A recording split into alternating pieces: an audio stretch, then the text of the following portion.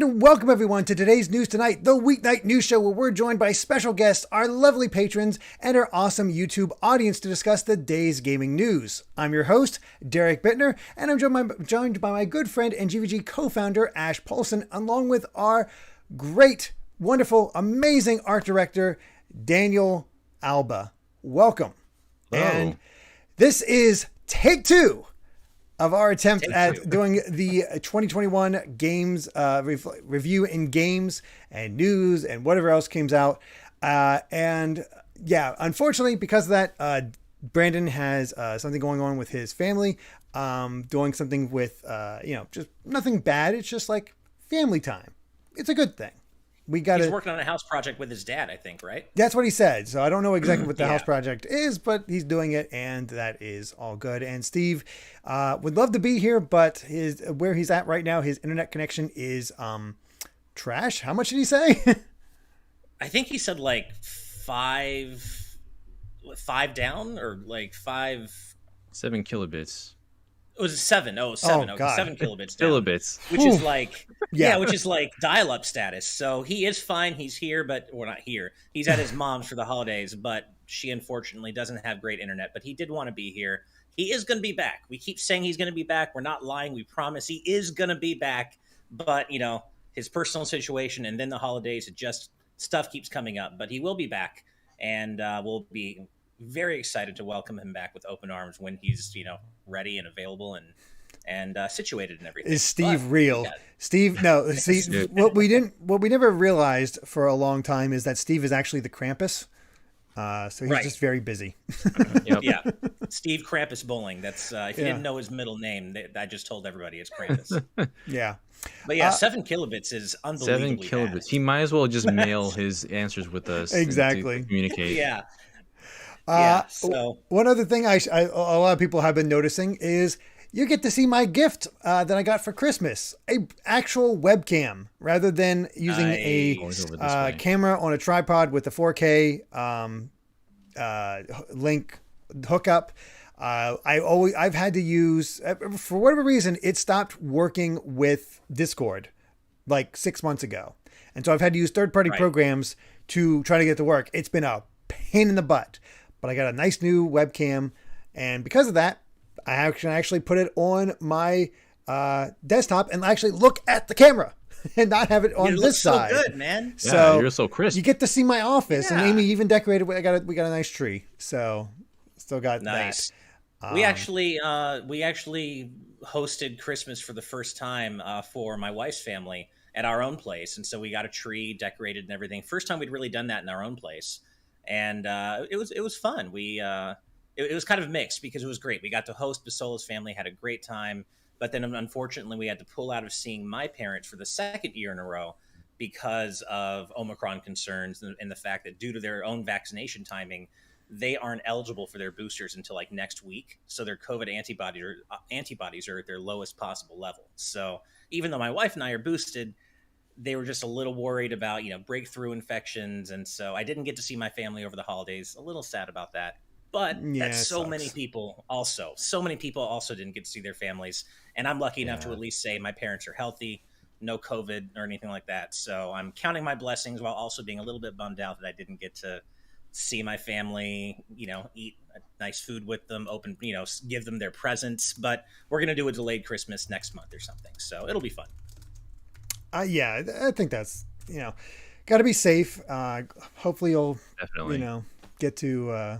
safety first. I would never dream of putting my parents at risk or anybody at risk knowingly. So, just safety first. It's a bummer, but hopefully next year there won't be any more deltas or gammas or sigmas or betas or omicrons or any of this. I'm so sick of COVID, man. Yeah. God. Oh, it sucks. Yeah. It sucks. I'm sick of it. I almost couldn't even see my family this year because my sister flew in from like New Jersey, New York, that kind of area, because she goes to college out there. And she had been apparently around somebody who had tested positive after they flew back home. So they had to go through an entire test. Her and the family had those really quick, overnight kind of testing. And luckily she was okay. So we could actually hang out and see each other. But it's crazy that we're still concerned about this at this point. And it's just I want it to end, please. Yeah. If Omicron had happened just a couple of weeks later, we could have snuck in Christmas and holiday festivities and stuff. But it's just. I mean, it doesn't. It's not surprising that it spread a little faster because people going to Thanksgivings and things like that. At least I did get Thanksgiving with my family. The holiday seasons is a perfect hotbed for having a lot of people come together all at once. Yeah. So, yeah, that's a bit of a problem. But yeah, at least I had a nice holiday. Saw a lot of family. Thankfully, we were all safe, and I can't complain too much. I thought it went pretty well.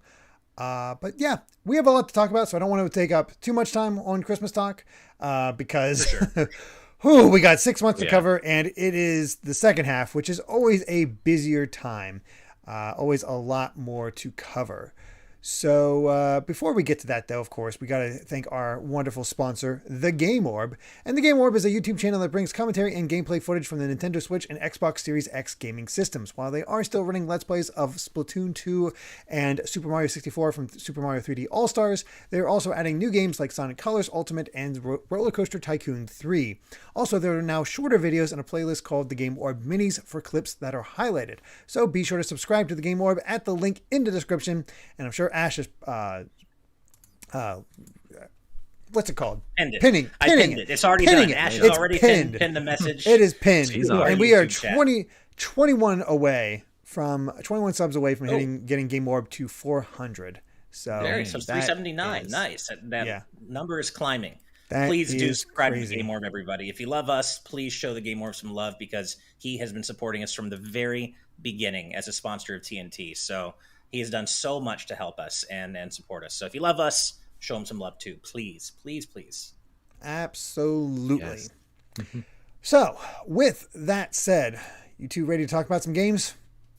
Let's do it. I'm always ready to talk about games. For it. Even though it is raining. I just want you to know how much I love you both. It is raining and beautiful in Los Angeles right now. It's raining, windy, gray, cold. And yet, instead of being out there enjoying it, I'm in here talking about video games with two of my favorite people. So Ash, just want you to know how much I love you. If you need to go out and just run and play in the rain for a little bit, you can. You can come back and just come be soaked all day.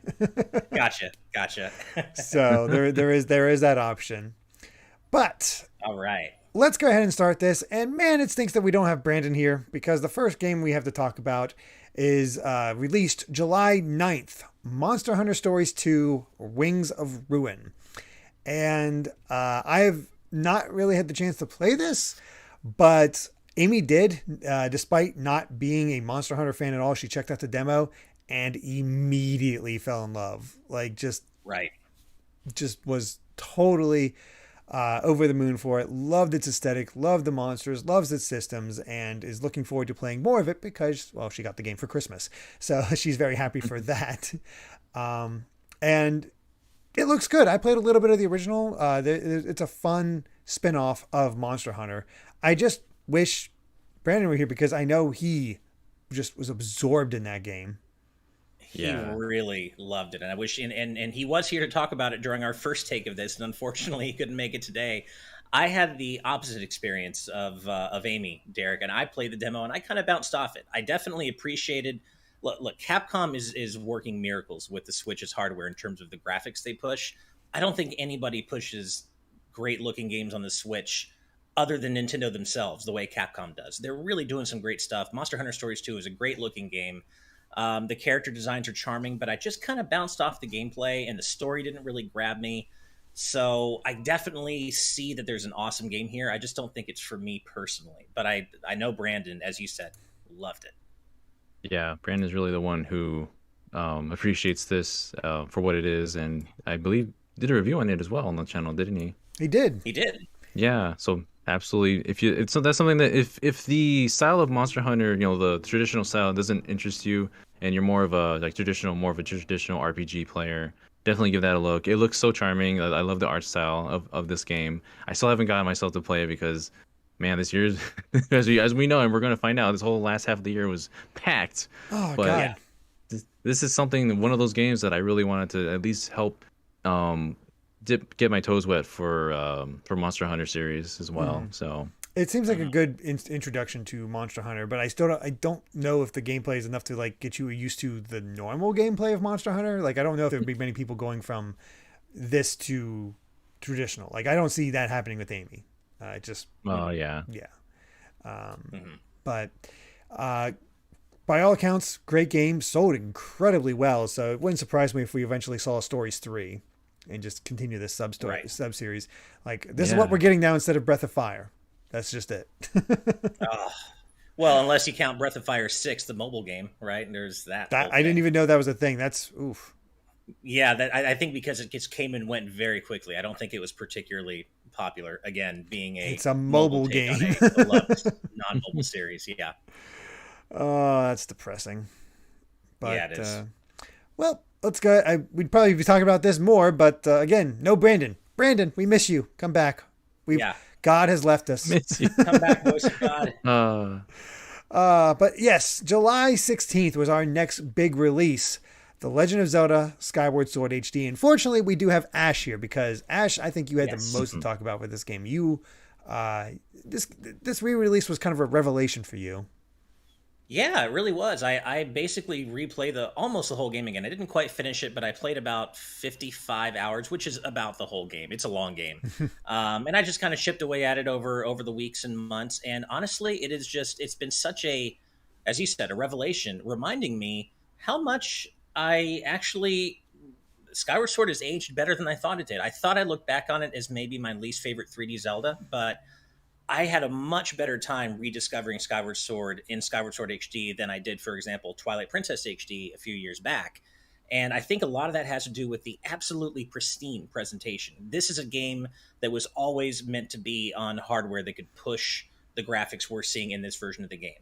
The Wii was a great little console, but it just couldn't deliver the fidelity I think Skyward Sword's art style really needed to shine. And in this port, or in this remake, I should say, or remastering, you've got, 1080p visuals plus just this buttery smooth 60 FPS performance that really makes the game sing. And I was always a fan of the game's motion controls back on the Wii. I'm still a fan of the motion controls here on Switch.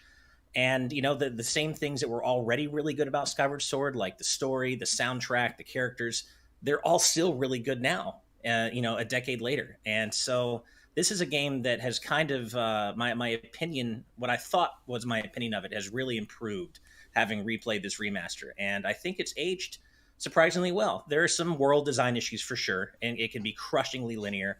And I don't mind that personally, but I can see why it's not necessarily what people want. And I think it goes a little bit too far, on that end of things. The segmented world design still kind of sucks, but man, I've really had a good time revisiting the game. And my belief that the Ancient Cistern is one of the best Zelda dungeons of all time has thankfully held up. That dungeon is still so good, man. One of the very best ever. It's really good. Top tier Zelda dungeon design. It really is. But Daniel, you were playing it too, right? No, actually. Yeah, you weren't. I thought you were for some reason. Daniel and I had the same experience. So I'm going to let Daniel talk for this one. Okay. Yeah, so as we were discussing last time before, unfortunately, we got cut off from the discussion. This is a game that I looked at, and I was observing people, playing it, observing the reviews and everything, and I decided that I don't really need to revisit Skyward Sword. I love the version. I know this game's very divisive, especially during the Wii era, but I enjoyed the Wii Motion Plus for what it gave us in this game. I enjoyed the game for what it already had given us back then, and if it was a game that maybe introduced more to it, if it included something extra like the way that Bowser's Fury was introduced to Mario 3D World, I might have probably given it an extra chance. But I'm glad to see that everybody was able to enjoy this game with the quality of life features, like as you mentioned, the 60 FPS, the HD visuals, which really helped the art style pop a lot better than it could on the Wii. But also, the things where you pick up the item and it doesn't tell you every single time what they are, how you just finally chilled out and doesn't talk to you about your batteries every 20 minutes. Things like that. I'm really glad that people who are just either reintroducing themselves and maybe didn't have the best experience the first time on the Wii, or people that haven't even played this game before have this much better version to play. But personally, I just felt like I didn't need that experience again. I love this game for what it is, and I I'm glad it exists for people to play again. But yeah, I think Derek has a similar experience as well. Yeah, I mean, I love Skyward Sword. From the first time I played it, I dug the motion controls. I 100%ed that game, and I don't do that with Zelda too often. I've Right. never 100%ed Wind Waker, never 100%ed Twilight Princess, Ocarina of Time. Like, I didn't bother with all the gold sculptures, but for whatever reason, I did everything I could in Skyward Sword. And it might not be my favorite Zelda of all time, but it is absolutely in my top 5. But for whatever reason, I don't know. I just didn't feel the need to pick up the game. There's so much else coming out, so much to look forward to this month alone, that I knew I didn't have time. I couldn't get to it. I still have such good memories. I just didn't feel the need to pick it up. I want to eventually, because I think that's well worth having in my collection. We got the Zelda amiibo, but that's about it. So eventually, one of the best Zeldas. Yeah. Yeah, I don't have that amiibo. I thought about getting it, and I wanted to, but I just never really sat down to actually order it. And I have enough amiibo already, so it's all good. But to be fair, the same things that I thought sucked about the game still suck about it now. There's too much backtracking. The second act is bloated for sure. There's too much backtracking, some major pacing issues, but I got to say, I really do think the game does a lot more right than it does wrong. And Adam Davis, YT, makes an interesting point in our live audience patron chat talking about the lack of left-handed mode, which they see as an accessibility issue. And I certainly hear what you're saying, and I hate that they made Link right-handed for this game. But I have to say, as a fellow left-handed person, it hasn't posed a problem for me ever, either in the original version or here on the Switch. So that doesn't mean that it shouldn't pose a problem for other left-handed people, but it's an interesting point that you bring up, because as a fellow lefty, I don't like it, but it hasn't stopped me from playing the game and enjoying it. So just a little interesting point there. But I do miss Link being left-handed. Yeah, that was nice. One other thing I do want to mention before we move on, I do like Daniel was talking about like some extra thing, kind of like Bowser's Fury for Skyward Sword to add in, and gold member MPB in the YouTube chat said, imagine a Zelda-centric story for the remaster, maybe like the Peach interlude in Paper Mario, and that would be cool. Like each time after you finish like a dungeon or do something, have a section where you play as Impa, protecting Zelda and guiding her through the temple. That would be cool. That would have been perfect. Wouldn't that just expand a little bit, get somebody more of the goddess lore or something like that? But that'd be really cool. That would have been awesome. Be silly and turn it into like a Link's crossbow training sequel and just shoot at things. Whatever. Who cares? Just no. If I'm going to play as Impa, I don't want to just shoot things. I want to play as her. No, we got for cool ninja. The ninja shurikens. Yeah, that's true. The shuriken. That's true. Yeah. The one thing I should mention before we move on is the fact that it did get some really nice quality of life updates. Fi is so much less intrusive now. Danielle was only have to Daniel. Sorry, my sister's Danielle, so it's all good. Daniel did mention that the UI I think is a other big thing, because that UI like no longer the UI, and no longer do you have to mash through item descriptions every time you load up your save file. They fixed that bug, so definitely some nice quality of life stuff. The sky is still kind of a poor man's great sea, but I've enjoyed playing the game. I have, and it's nice to have kind of gotten a new lease on it. Absolutely. Real quick before we get to the next, I'd say big-ish game, I do want to bring special mention to July 20th. We didn't talk about this the first time, but I think it's worth mentioning. 2 interesting indie games came out. We don't have to talk about it a lot because I don't think any of us played them, but Chris Tales and Death's Door. And I did play the demo to Chris Tales, and I love the gimmick of it, where you have a screen in, like, imagine my screen just in triangles, and this part is the past, this part is the present, this part is the future, and you can manipulate things. So you see an NPC that's a child in this one, not here in this one, and an adult in this one. It's really cool, and I want to check out the full version, but I just haven't had a chance yet. And I've heard a lot of people talking about how Death's Door is a great Zelda-like game. So interesting. I haven't played either one. I don't think I've heard of Death's Door, but I've heard of Chris Tales, and it's something that has been on my list to check out, because I like so many other people, I saw the trailers and I saw the aesthetic they were going for, and I'm like, this is so cool. But like Daniel was saying earlier, it's just, for me, that was one of those games that fell through the cracks in a year for me, that I feel like I've had less free gaming time than ever before. So it's just kind of fell through the cracks for me. But it's something I'd still at least like to check out the demo of, and I kind of have it on my mind. Yeah. One Yeah, of I've those. also played the demo of Chris Tales, and I was really surprised at the production value of that game. It looks gorgeous. It's basically full voice acting for at least for major Oh cutscenes, wow, and then just the fact that you have, yeah, as you mentioned, they had to create three different worlds because you have to see this world in the past, the present, and the future. It's that's really so impressive cool. what they were able to do and have like big budget name voice actors on board for that. So that's certainly something I want to get into as well. Combat, I was surprised by combat. I think it has um some not references. It has like it reminds me of Paper Mario a bit because there's action commands as well. Right. I was like, I didn't Oh expect that in right. this game. That was really interesting. There's a lot to like. I saw some reviews that are a little middling, but it's just unique enough that I still want to check it out despite that, because I think it's one of those that might be Yeah. just you need to play it and Hey, and see what you think. I can't say for sure, but I have a feeling that if you strike a tree or some other object in the environment in Chris Tales, the game probably won't crash on you. So it has that over Paper That Mario is at true. least. That is The true. N64 NSO Oh version.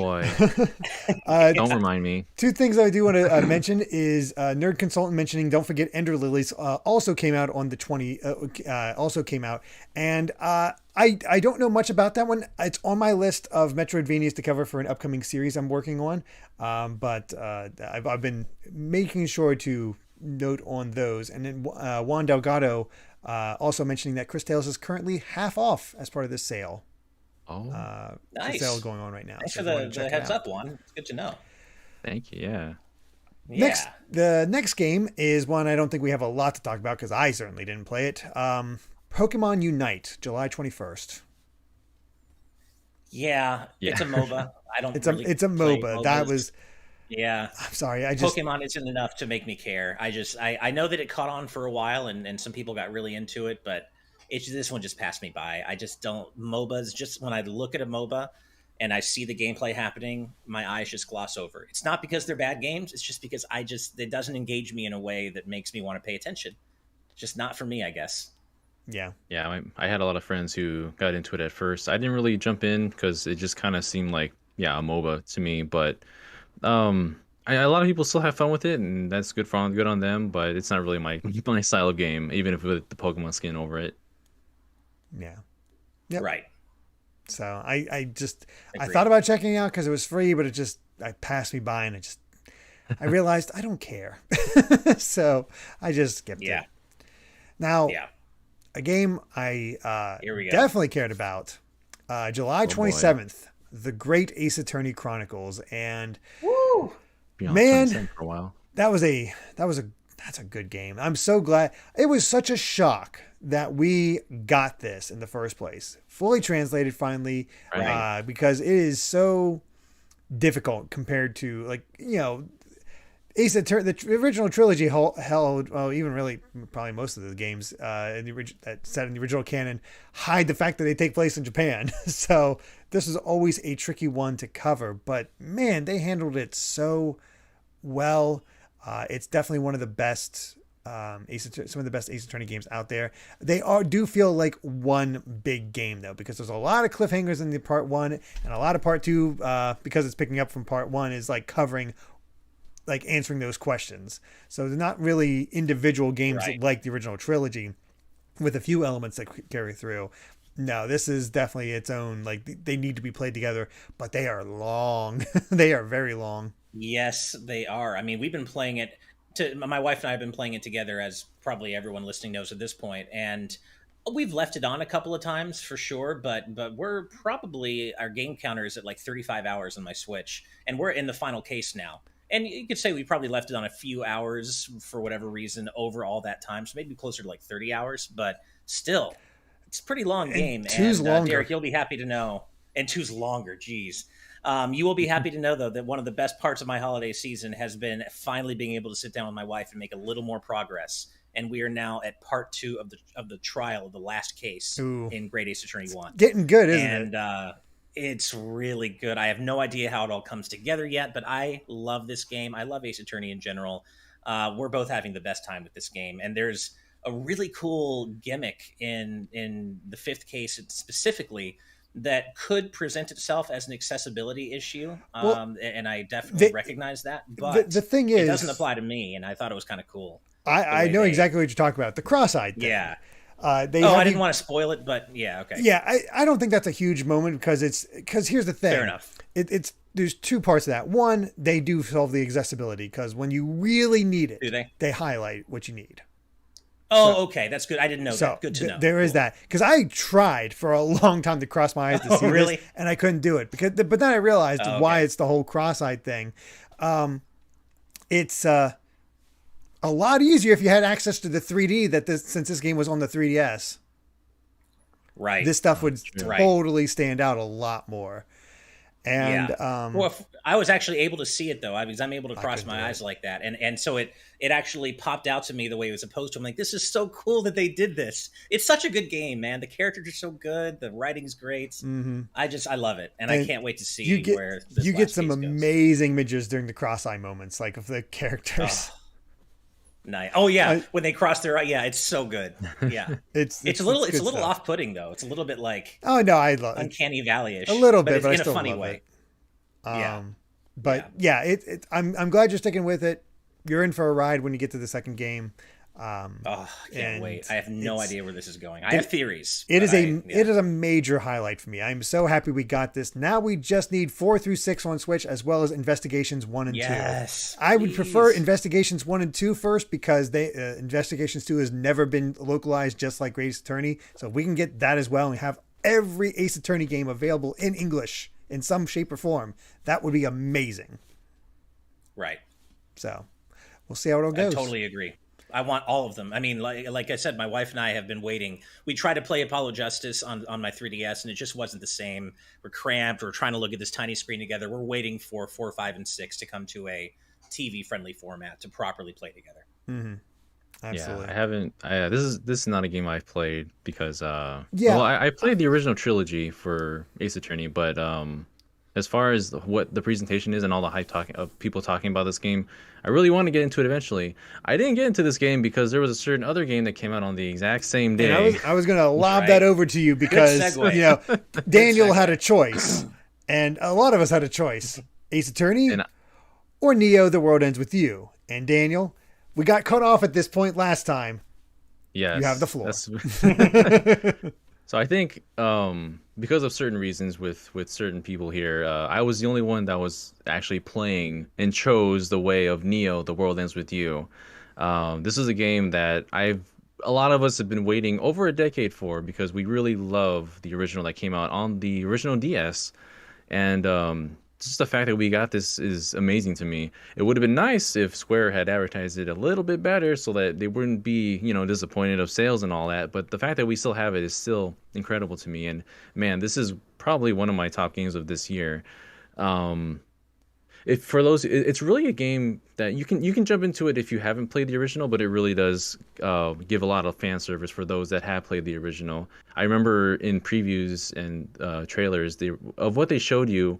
They made it seem like if you don't know the original, it's fine. You can just kind of get away with what they teach you within the game. The more you go through the game, especially towards the end, you kind of want to play the first game because it will definitely reference things that I don't want to spoil for anybody, but it's really good and really satisfying to see when you've gone through both. But man, the music of this game, exactly what you expect from the first game. Just a lot of earworms that get stuck in your head and songs that really carry throughout the entire game, that are constantly play too throughout battles or just cutscenes. The characters are wonderful. Rindo, I think, is a pretty good protagonist, all things considered. I think complemented very well with his best friend Fred. They bounce off each other really well. They do bounce. From the little bit I played, they bounce off together really well because I guess I'll tell this story again because I wanted this game. I was so set to review this game, and then Square just stabbed me in the heart and the back and everywhere. Right. Because that whole mess where is it Square or Nintendo? I think I guess it was Nintendo, but it was through the Square Enix store. But basically there was some sort of glitch, exploit, whatever you want to call it, where if you pre-ordered the physical version of Neo: The World Ends with You off the Square Enix store, you would get you were supposed to get a code for like something else, but the code was actually for a the digital version of the world Neo: The World Ends With You, and you could play it right away, a week early. Well, I wasn't. We don't really have much of it in the way of Square contacts. I was like, okay, perfect. This is a way for me to not have it ready for the release, but sooner afterwards than I would otherwise, because I've heard this game is like 60 to 80 hours, or it's pretty long, right, Daniel? Oh yeah, it's a pretty beefy game. Which is weird because the first game was like maybe 30. Like that might be one of the complaints I have about this game is that as you've seen in trailers, Rindo has the ability to do time travel. Mm-hmm. And while it's a cool concept, I feel like there are some points where that kind of drags on a bit too much, and you're just hopping everywhere, and it's really kind of just extending these days a lot more than you need to. Yeah, that's one of the criticisms I have about this game. But yeah, it definitely does add on to the hours for this game compared to the original. Yeah, I basically, yeah, heard that, so I was like, I need this time. So I got it, started playing was having fun, and then Nintendo was like, whoops, we made a mistake and we're revoking it. And that's a scary thing to be like, hey, you're not supposed to have this. We can like totally take away your ability to play this game, even though you've bought it. Yeah, it's chilling, isn't it? Yeah, it's like, that's it's a little weird. So, man. I played the demo on PS5 and I loved it. It's just I didn't have time to play the full game, and I kind of want to wait anyway because I never finished the original The World Ends With You back in the DS. I really love the story and the music and the aesthetics, the character designs, but I kind of bounced off the battle system, and so I feel like I just need to give the original another go and switch handheld mode, play that, and then come to Neo because as you said, Daniel, I know there's more fan service for people who have played the original, and I like to play a series in proper sequence. Even if you don't have to, I prefer to. So this is a game I want to wait on, but I have to say I did play the demo, and I really liked it. Really liked it. And as you said, the soundtrack is fire. God, I really good. want to play these games. I was just getting into the time travel gimmick when I lost my access, and then I was like, lost my chance, so I switched over to Ace Attorney. I see. Right. Yeah, right. And then I was the lone Neo supporter on the crew. But yeah, I just feel as though. Oh, go ahead. Oh, there's probably a little bit more I want to go into detail when we have our Game of the Year discussion because that'll probably pop up in there. But a lot of people putting it as their Game of the Year because they just enjoyed it that much. So yeah, overall, I highly recommend this, and it sounds like the Great Ace Attorney as well. Both games. If you had to choose one over the other during that day, please try the other one because they both sound like amazing times. Yeah. Absolutely. Yeah, well, and I just feel like Square Enix, this game deserved better. I feel like Square sent this game out to die. They promoted freaking Balan Wonderworld more than they did more than this game. Yeah. Like what messed up timeline do we live in that is the case? It's just like Neo. I mean, they could have. Man. I mean, there was those comparisons when it came out. It's like, oh, it's like Square Enix's Persona 5. Lean into that. Yeah, they're wrong, but lean into it. Yeah, get people talking about it. Also, Juan says, shout out to Breaking Free, a rocking song that kind of is a message about overcoming depression. I love to hear that. Oh, that's just one more reason for me to play this game. Soundtrack, man. Soundtrack is so good. Really good variety of songs and a lot of remixes from the first game. So there's something for everyone in this one. Mm-hmm. Yeah. One final game we got this month that I think we all want to talk about, or at least Ash wants to talk about. July 29th, Blaster Master 03. Now, I got this game. I have not had time to play it. I want to because I love the first two, but Ash, is it the best of the trilogy? I'll ask that now. There's arguments to be made for it being the best. I think personally my favorite is still 02, but I love 03 a lot, and it is such a great conclusion to the trilogy. Like, it's one of those rare trilogies that actually feels like it wraps up properly. And there's sequel bait, but not in there are ways they can take the story going forward, but you also feel satisfied that they wrapped up the current trilogy, and it's done in such a beautiful way. And the game is just so damn good. The gameplay is on point. The soundtrack, of course, is great. Inti Creates always nails it on the music. It's just, it's a great, if you love 01 and 02, you're going to have a great time at 03. And I really do, if you have any interest in this series at all, play them in sequential order because the stories really do depend on one another, and it is one giant story as opposed to three. I might have to replay the first two before I go into three because it's been a little while. Maybe that, or at least watch the good endings of 1 and 2. But man, Zero Three is such a good game, and don't worry about Mouse X. There was no way I was going to leave this game out because we did a discussion on it earlier this year too, and I really, really enjoyed this game. I love Intu Creates' output in general. So yeah, not too much to say about it, especially not in the story end because I don't want to spoil anything. But it's a really great cap off to a really great trilogy, and if you liked 1 and 2, you're going to love 3. Really quick, I do also want to give a super quick shout out to The Ascent that also came out on the 29th. Full disclosure, I worked on PR for this game, so I'm certainly biased here, but Neon Giant did some incredible stuff with the visuals in The Ascent, and I just wanted to give a quick shout out to just the visual splendor in The Ascent because it really was such a gorgeous game. Again, I did PR on it, but I was exposed to it a lot working on the game, and it was just wow. The people at Neon Giant did an amazing job with the graphics. So just wanted to give that a quick indie shout out alongside Blaster Master 03. Perfect. Yeah. Nice. Oh man, we're only through July so far. Yeah, we made it through July. Congratulations, we're a sixth of the way done. Nice. That said, we did get a few super chats in the meantime, so let's finally cover those. And as we'll just be covering it in between months, as we did before, just to keep things moving. First up, Jared Helder with $5 Canadian. Thank you so much, saying Merry Christmas, guys. I bought a used Series S on Christmas Day. Never had a PS4 or Xbox One, so I'm overwhelmed with new games. Backlog be damned. Sounds like a fun problem to have. Take a few days off. Very enjoy. good problem to have. Yeah, and Merry Christmas. Yeah. Our super kind community member Becca lent me her spare Xbox Series S over the holidays for me to get some time in with like Forza and Halo for our Game of the Year discussions. And seriously, the Series S is such an amazing console with especially with Game Pass Ultimate.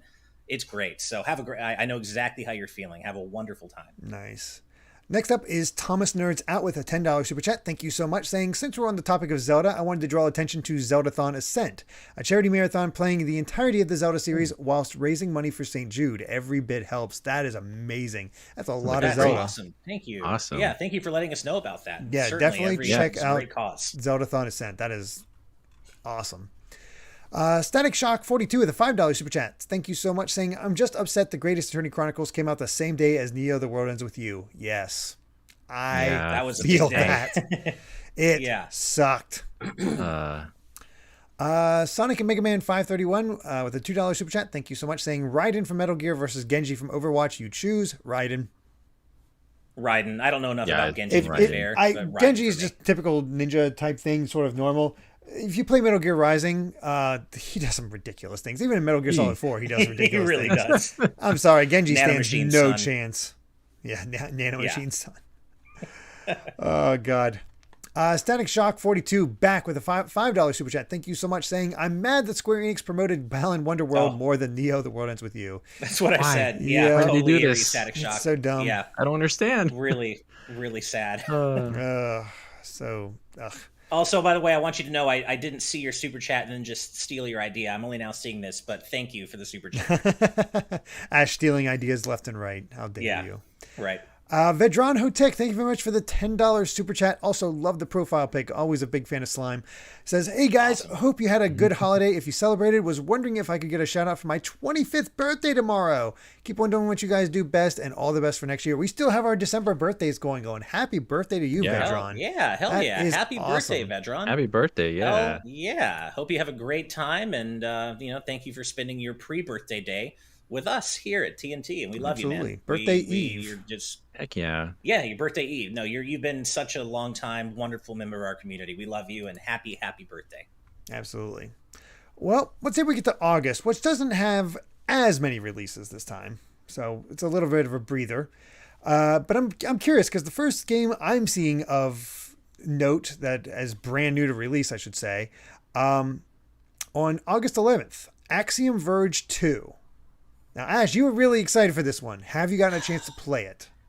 No, it came out. It was. I fell victim to my lack of time, and this is a game I wanted to play, but got a little bit less like I have to play it right now when I heard the reviews coming in, and I heard about some pacing issues and particularly combat. That combat doesn't feel quite as fun in this game as it does in the first. But there are other reviews that said, hey, no, this game is still great. If you loved Axiom Verge 1, you're going to love 2. but I can't personally weigh in on it yet myself because I haven't played it. But it is on my list. It's a Metroidvania game. Derek, you and I both love, we all love that series here on this panel, or love that genre here on this panel. So it is a high priority for me, but it's just not one I've quite had the chance to get to yet. But I love the first game. Love the first game. Yep. I'll check it out eventually. That and the first game. It's on my radar. Again, I have a series coming up that voted to that, and hoping to get that off the ground very soon in January, like very early. Yeah, and if anybody in our YouTube or patron chats has played Axiom Verge 2, I'd love to hear your thoughts, because I don't personally know anybody who did play it, and I'd be curious to know. So, Interesting. Yeah. The next notable game I'm seeing in August is August 19th, and I don't think any of us actually played it, but might as well bring it up. 12 minutes. I only know about the thing from 12 minutes. I looked up the spoiler for 12 minutes and what the thing is, and ooh. Yeah, oof. That's a big oof for me. How did they get that acting is key. Trio for this? My God. Yeah, context is key, I guess. So I don't want to judge the thing without proper context, I guess. But on the face of it, it sounds really gross, and I don't know. It's not something I feel like I need to go out of my way to play anytime soon. Yeah, there's some very mixed feelings about this game. I observed a fair bit of it on the side of working on some things, and part of it just kind of makes me uncomfortable. Because this main character, he's self-aware that he's reliving these 12 minutes over and over again. If he dies, he bursts through the door and oh my God, and he's he still feels whatever he died from, the stab wound or whatever, and he's okay, and then he just try and slowly figure. I think the concept is fine. You're slowly trying to figure out and work your way through a little bit at a time, getting a little further as far as how to unweave this mystery. But yeah, there's some things about it that just don't rub us the right way, we'll say. Mm-hmm. Yeah, and Helen Hey It's Dingo in our patron chat says it's just as bad in context, which, hey, if you played the game in context, I'm not going to argue with you. I didn't get that far. I hadn't seen that far, but I don't think I want to. Spicy the gingerbread panda otter, excuse me, says the police are here to arrest this game. They'll be here in 12 minutes. I like it. Yeah, for once, someone. It's not the hype police. It is the actual police coming to arrest 12 minutes. Mm. Yeah. Next game that came out is all about much better vibes. God, I wish I had a chance to play it. August 25th, Psychonauts 2. Oh. This is one of my biggest regrets of this year, that I didn't get to play this game. I loved the original. It was so good. I've even played it on the inferior hardware of PS2, and I still enjoyed it. And, man, I can't wait for eventually getting to Psychonauts 2. I'm playing through the first game right now on Becca's Xbox Series S that I mentioned, and nice. This is my first time playing Psychonauts 1. You never played the original? I never had an original Xbox. One of the very few consoles I never owned. It came out on the PlayStation 2 as well. That's how I played it. Oh, that's true. And I never played it on PS2. Whatever reason, just passed me by. I've always heard great things, and so I'm playing it now, and I get it. I see why this game just stuck with so many people and why it's so beloved. It's really charming. And you can tell that it comes from the era it released in, but it doesn't matter. It's still a nice looking game, visually pleasing. It's got so much character and charm. And if Psychonauts 2 is everything the first game did, but just bigger and better and more beautiful, I can see why everyone loves it so much. I just need to get to it. And like I said, I'm a big fan of playing a series in proper sequence. I could have just gone to 2, but I felt like I would be missing something. You probably would. The overall dive and the overall messages and dive into psychological, everything that the human brain goes through at times. Very fascinating, and it's just a wholesome game. Honestly, it's just and just the art style reminds me of old cartoons I used to watch, and that just always makes me feel good. Yeah. Nice. It's just charming. It's just charming. Spicy asks if I'm going to go for completion in Psychonauts 1. Should I? Tell me if I should, because in platformers I usually do. But if it's too much of a slog and you think I shouldn't bother, then tell me. I don't remember it being a slog, but I don't remember what you get for it. Right. So. But no, I'm really enjoying the game, and I'm looking forward to properly playing. That is a huge priority for me, to play Psychonauts 2 as soon as I finish the first game. I've heard so many amazing things about it. And for me to miss out on a big 3D platformer or any platformer is a huge knife in the heart moment for me. Like, this is one of my biggest regrets of 2021, straight up. Yeah, I'd agree with that. For sure. The next game is, man, it's sucks that we don't have Steve here because August 27th, No More Heroes 3. Yeah. I wish he was here to talk about this. That hurts. He's the one to talk about this because I love No More Heroes. I played the first and second game. I played through most of Travis Strikes Again. Didn't get to No More Heroes 3, but it's something I definitely feel like I really want to. I owe this game. I made a freaking graphic for Suda51 this year, and I haven't played his game. I'm sorry, Suda. I'm gonna get to it.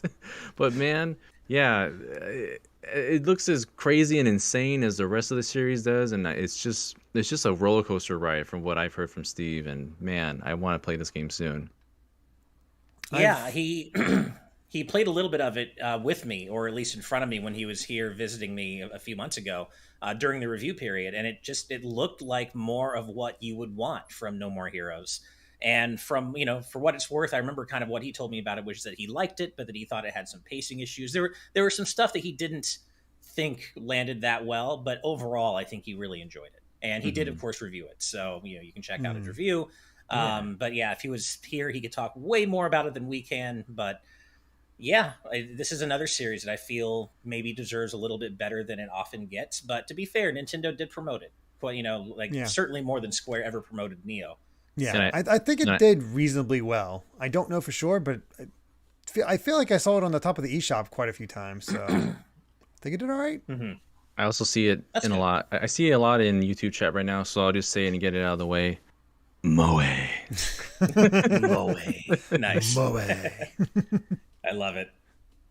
But yeah, it's just another one of those games that I need to get to. But I never finished No More Heroes 2, so I feel like I'm the same way. I don't think I even started No More Heroes 2. I have it. I just never got to it. So it'd be a good one to marathon through because they're not long games. So no, not at all. Yeah. Go through all those. Travis Strikes Again. Get a whole saga going off. So for sure. Yeah. But yeah, real quick because I know none of us played it, but I do want to give it a shout out because I've heard good things. Tormented Souls also came out on August 27th, and I don't think any of us really saw much about it, but it's a classic survival horror game in the vein of old school Resident Evils. So you missed that sort of style? Cool. I heard good things. Check it out. So yeah. I haven't heard of it, but that's cool that it's like it's specifically designed in the style of like classic Resident Evil. That's neat. Yeah. And that's August. We did get one more super chat in between during that time. Once again from Static Shock 42 with a $5 super chat saying, random questions, but I got a Super Smash Bros. Edition 3DS XL for Christmas. What games would you recommend for it? And chat has done a lot of heavy lifting there. A lot of the stuff I've seen them recommend, those are good. Like 3DS has a lot of great games on it. So I mean, I think chat has pretty much covered everything we would have, but I'll echo Kid Icarus Uprising, Bravely Default and Bravely Second, and Kid Icarus Uprising, all amazing games. All great. If you haven't gotten to Fire Emblem and you're curious in entering the Fire Emblem series, Awakening is a very good place to start. And there's 2 other Fire Emblem games on there, or more if you count Fates. But after Awakening, I would recommend Shadows of Valentia. Shadows of Valentia. Oh yeah. Also the Kirby games, Planet Robobot and Triple Deluxe are both phenomenal. So many good games. Searchman DS, Dragon Quest 8, Dragon Quest 7. Oh god, play Dragon Quest 8 for sure, please. Like there's so much on 3DS it's worth playing. Oh yeah, there's great stuff. I guess on kind of a related note, Darkrai King 555 has a question for us in YouTube chat asking, is Switch OLED worth it if I only play handheld? And I'd say it's the most worth it for that. It's primarily worth it if you only play handheld. Yeah, I think most people would say that's probably the primary target for the Switch OLED is people who mostly play on handheld. So I think you're pretty much the prime audience for the Switch OLED, man. Yeah, I'd say so. Yeah. Looking through, let's go ahead and move on to September. And looking through, I'd say the first big game that came out is September 7th, Sonic Colors Ultimate. Oh boy. Right. Yeah. And then I've heard it's gotten better, but my God, it sucks that they screwed up the landing, the The launch. This initial is kind of a launch, game that yeah. I'm glad I waited to play because I got it at launch for PS4. And because Sonic Colors is a game I want to play on the most powerful console I can visually, just because there's so much visual splendor there. And I've already played it, and I already played it on Wii, so I wanted it like the best graphical experience possible.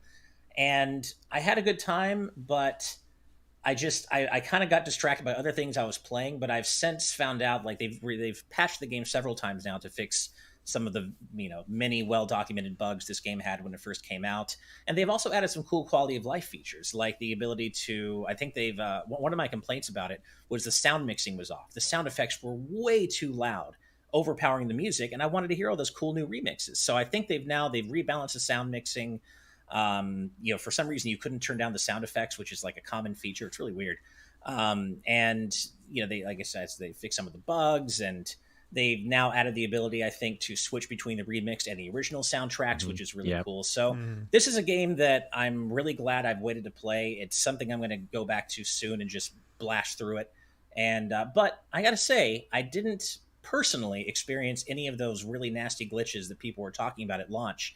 And what little I played of it so far, it's Sonic Colors, but prettier and with a new coat of paint. It seems pretty good to me.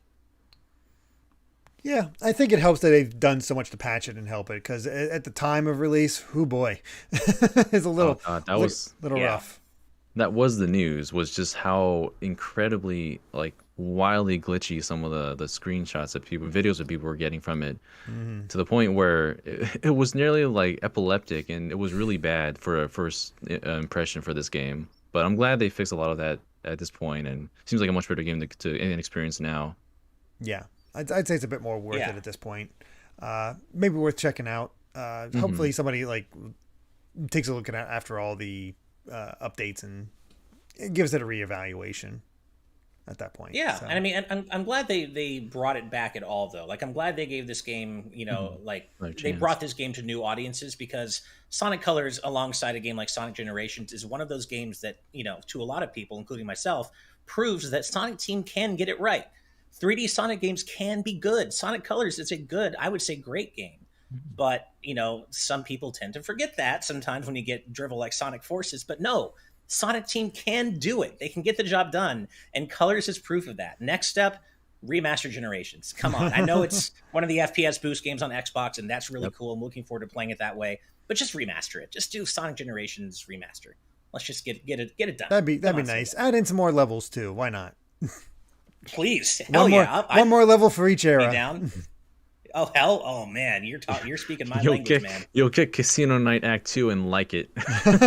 Oh, better than it being a pinball game. I hope. God, just pinball. Chip Damage Mike, after my own heart, saying remaster Nights. Ooh. They kind of already did with the PS3 and 360 release, but they need to remaster it again. Because put that on Switch.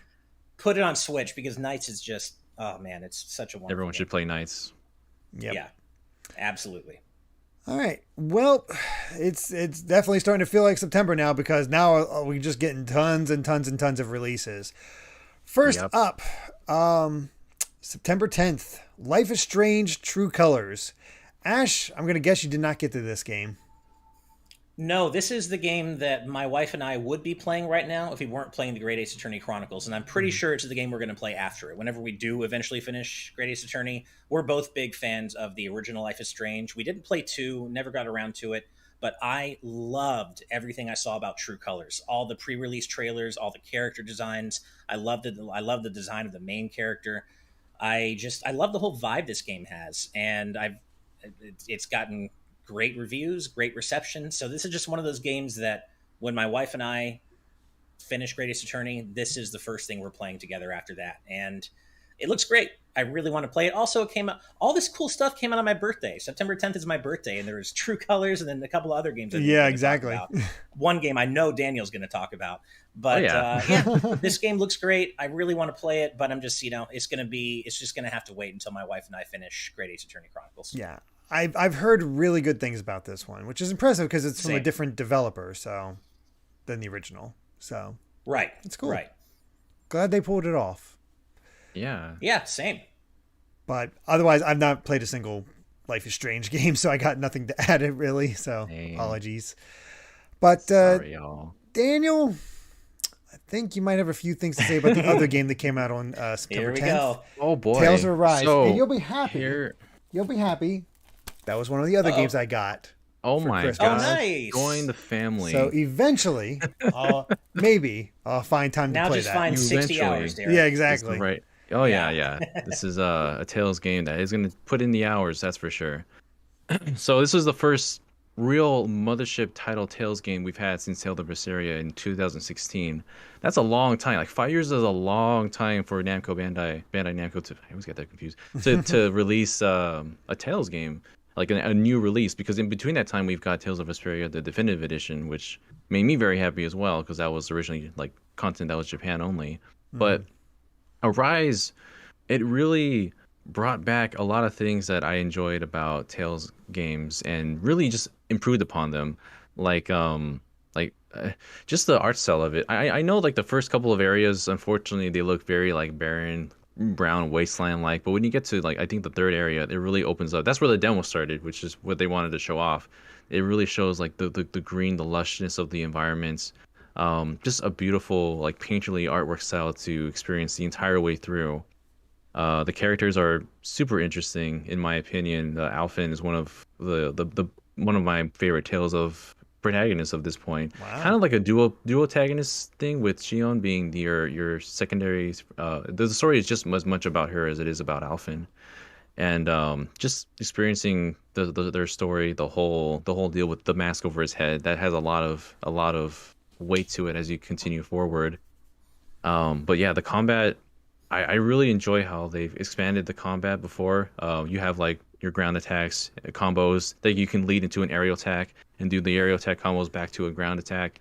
And one of the biggest things is like the finishers. All the finishers, I never get tired of seeing these, because it's like you have two of your teammates will team up together and do a crazy attack where it's like they'll blast him with all the elements, or Kisara will slam a little iceberg down on the enemy, or just a whole bunch of different effects that always look satisfying whenever you see them.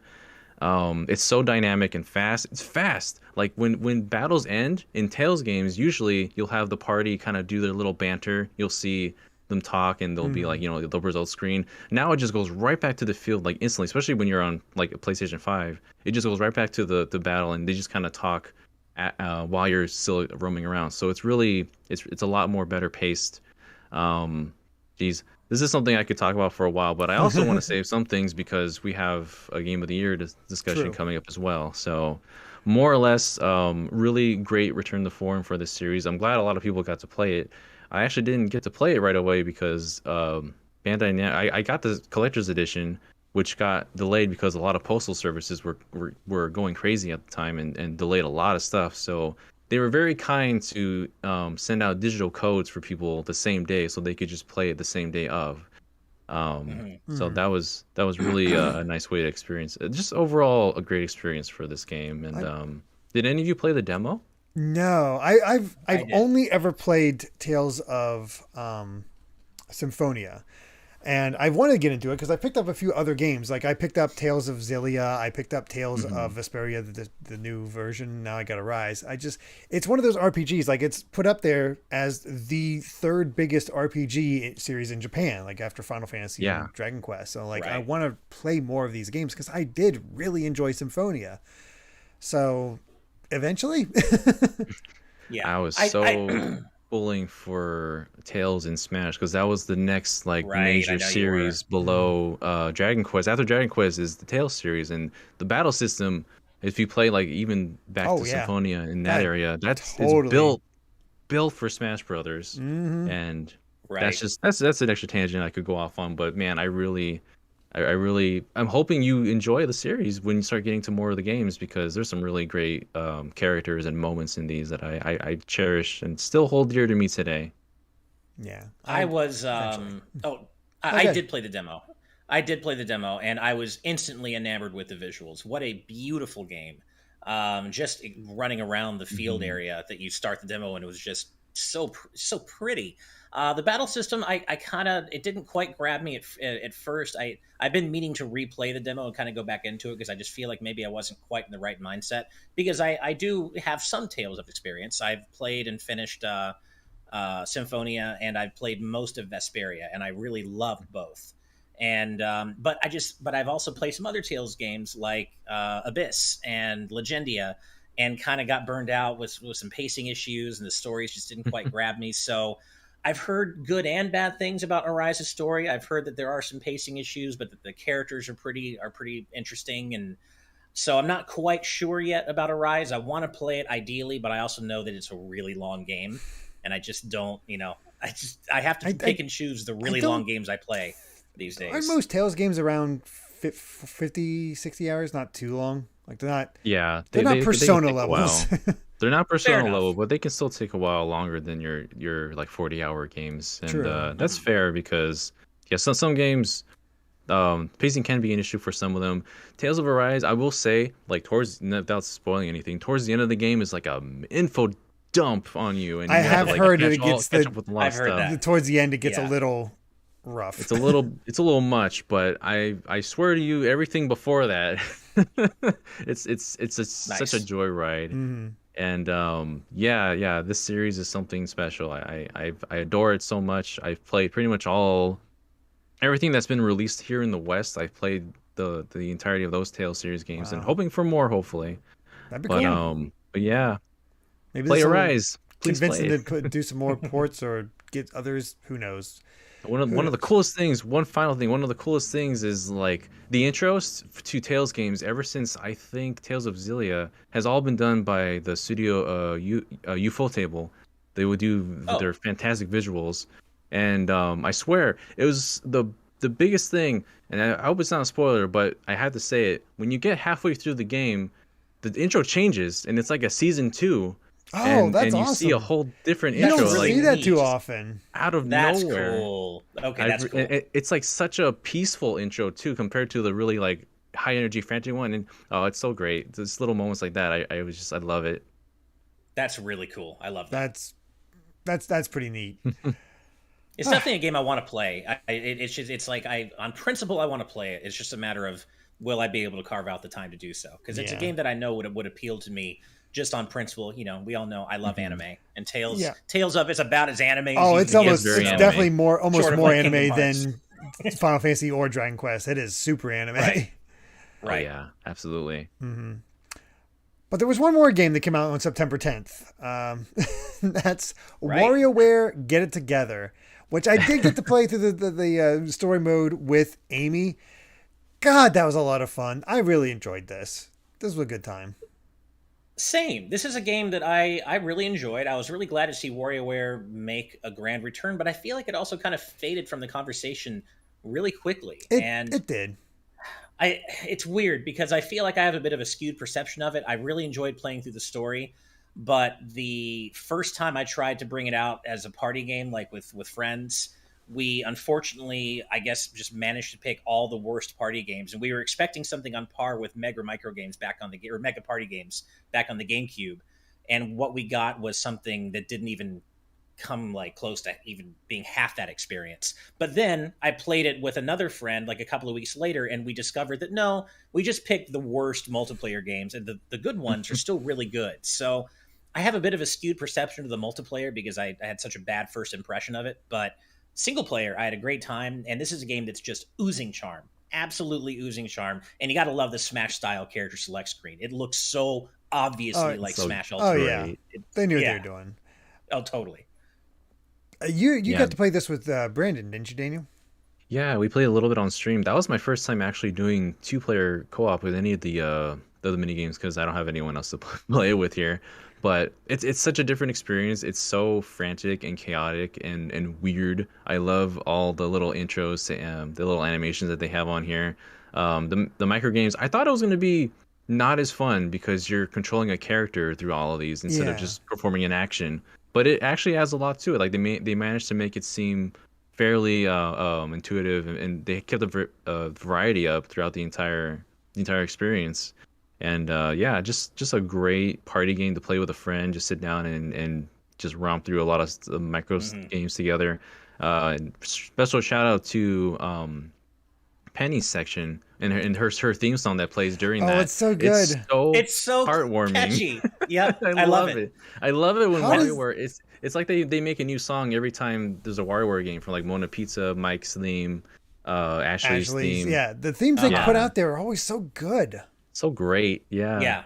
I don't actually like playing as Penny, but I do love her theme song. Playing as her kind of sucks, though. It's hard to use her, but she's precious, and I don't care. I'll play as her anyway. Still better than 9 Volt. 9 Volt. Didn't love what they did with him, unfortunately. That's a little. That's rough to use.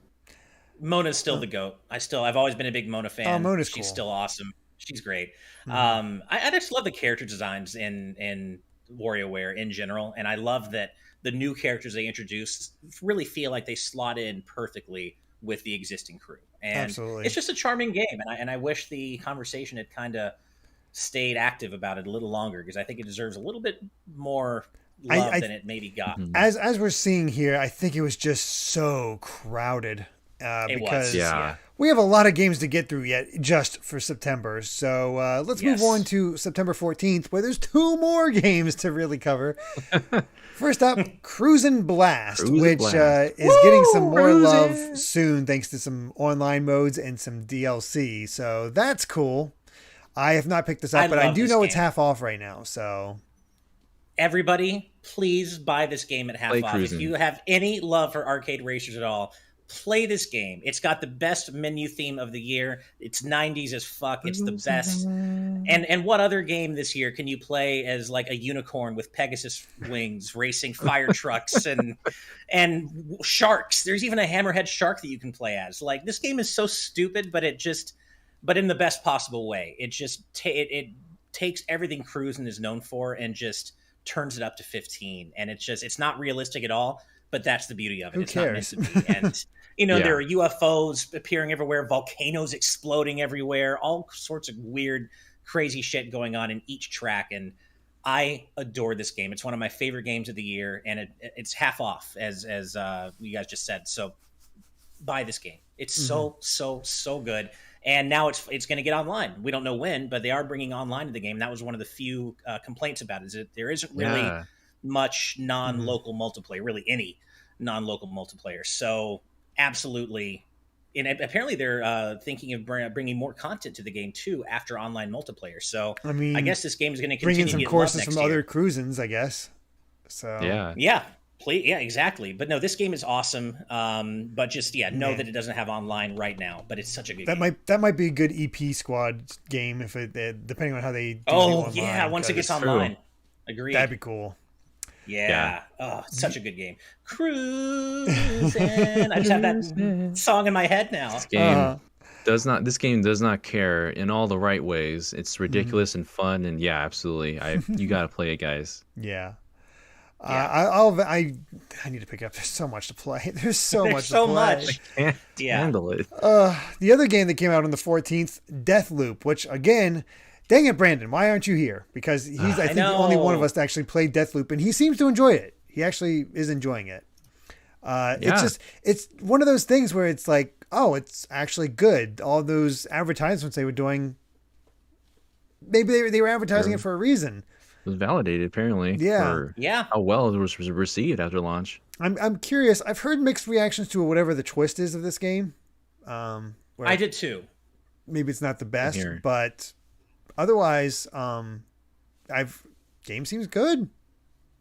Yeah, it's that weird game that we got really tired of seeing during the pre-release period, just because they trotted it out so often in favor of things like Kena, which barely got any attention before release. But it turned out to be great. Shooters aren't really my thing, so it was never going to be high on my list of games to check out, but I'm glad, shooter fans seem to really love it. I did hear the same thing about the big twist. It's kind of, it lands differently with some people, but by and large, it seems to have really landed and been very successful. And I'm happy for the devs. And it's, hey, it's got a person of color in the lead. I think that's awesome. It's always great to see more diversity in games and characters. So, it did everything right, it seems. I just didn't get to play it myself. Yep, absolutely. So I'm not much more to say to that, unfortunately, because none of us have actually played it. However, have any of us actually played the game that released on September 16th, Eastward? I did not. Another one that just got lost to the mists of not enough time. And I love the look of this too. Oh yeah, too. I've seen Amy stream it, and it really does have the feeling of action adventure Earthbound. That's the vibes I get from it. I love all the things people say about it. Beautiful pixel art. More interested. Like she's really enjoying it, and I want to check it out eventually. It seems really good. It's very chatty. That's the one other thing I'm noticing. It's a very chatty game. I read some reviews mentioning that maybe it's almost a little bit too chatty at times, but by and large, the game is great, but it does get a little bit bogged down in its chattiness. I have certainly gotten that impression from some of the reviews I've seen, but it's a game that I really want to play. Mm-hmm. It looks very Zelda-esque, like 2D Zelda-esque, and that's an easy way to get me hooked, or just to bring me in. And yeah, just one of those games that's definitely higher up on my list of games from 2021 to play that I didn't get around to. It looks great. Yep. September 17th, the big one, Deltarune Chapter 2. Undertale fans are very happy that day. Yeah. And this actually spurred me to get back to my my true pacifist run of Undertale, because I never did it. And I know you don't have to play Undertale and do all the routes before you play Deltarune, but it was communicated to me that you should at least try to do the true pacifist route of Undertale before playing Deltarune. And I love Undertale. I played a little bit of Deltarune Chapter 1 before I stopped, and I was like, you know what? This game is way too charming for me to not have the best possible experience going in. So I put it on pause, and I'm now, kind of working my way through my true pacifist run of Undertale as well. But I love this series. It's so charming. And it's just everything I love. The aesthetics, the chip music. Toby Fox is, he's such an amazing developer / musician / pixel artist. Like, man, he's incredible. But I'm waiting until I finish my true pacifist run of Undertale before I really dive in to Deltarune properly. I just this past Sunday, yesterday, I finished my true pacifist run of Undertale. Oh, nice. And awesome. That took me from, because I'd played Undertale years ago, and only got the normal ending before I stopped, because I was unguided and I messed up the one thing at the beginning, so I didn't know, and just missed out on it. That is what convinced me. Is like, this is why it has such a fandom in its way. Changes your perspective. It really changes the perspective, seeing what true pacifist adds to it and how hard they go with certain things. It is just phenomenal in that way. And that makes me very curious to Deltarune. But the fact that we still have how many chapters left to go for it also makes me hesitant to jump right in. Now, it has been requested of me as part of my streaming series, so I eventually will be playing it, but not right away. And it's great that it's free. Right. I'm also happy that Toby Fox is going to be actually charging for it, because get paid for your work, man. Dude. I guess you got to get those hooks in before they really they'll pay. It's like, all right, chapters 3 through 5 or however many he has left. That's $60. Okay. Right. It's such an interesting structure, because he could really charge for these separate chapters as their own game, because although it's like part of the story, but not entirely. Like, you don't have to go straight into the next one. It's kind of like you're watching a season of something and then you're just waiting for the next season to finally come out. Deltarune Chapter 1 was really it was weird just jumping right into that, because we know it's related to Undertale but not related to Undertale. Toby Fox is really kind of off on the wall about that, and doesn't want to say outright, because they want fans to kind of guess or make their own assumptions. And in both of these chapters, there's a lot of lore that people can pick apart. If you play Undertale and you really go into the deep lore of it, there's a lot that you can pick apart and find out about this. And those little seeds are also planted in Chapter 1 and Chapter 2, things that you can refer back to Undertale in Chapter 2 of Deltarune. And he knows exactly what he's doing, because these games are very, very closely threaded with each other. He's a very tight writer.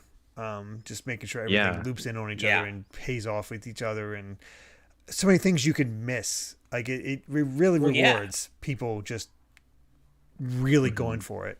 And one really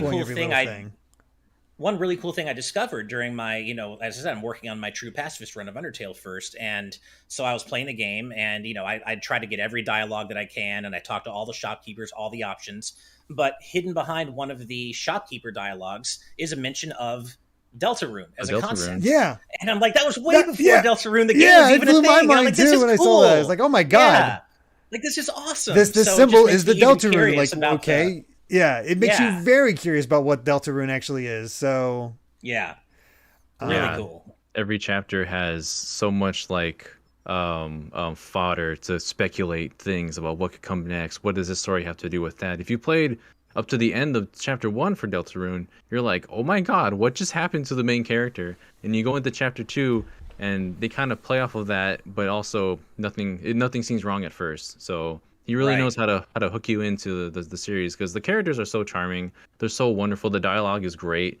Everyone is just it's just a joy to be around, and party characters that you meet in there, like you get to learn more about Noelle, who is, I think a lot of people really like Noelle, and you get to learn a lot more about her in this chapter as far as opposed to the last chapter. So really just expanding the world, the lore.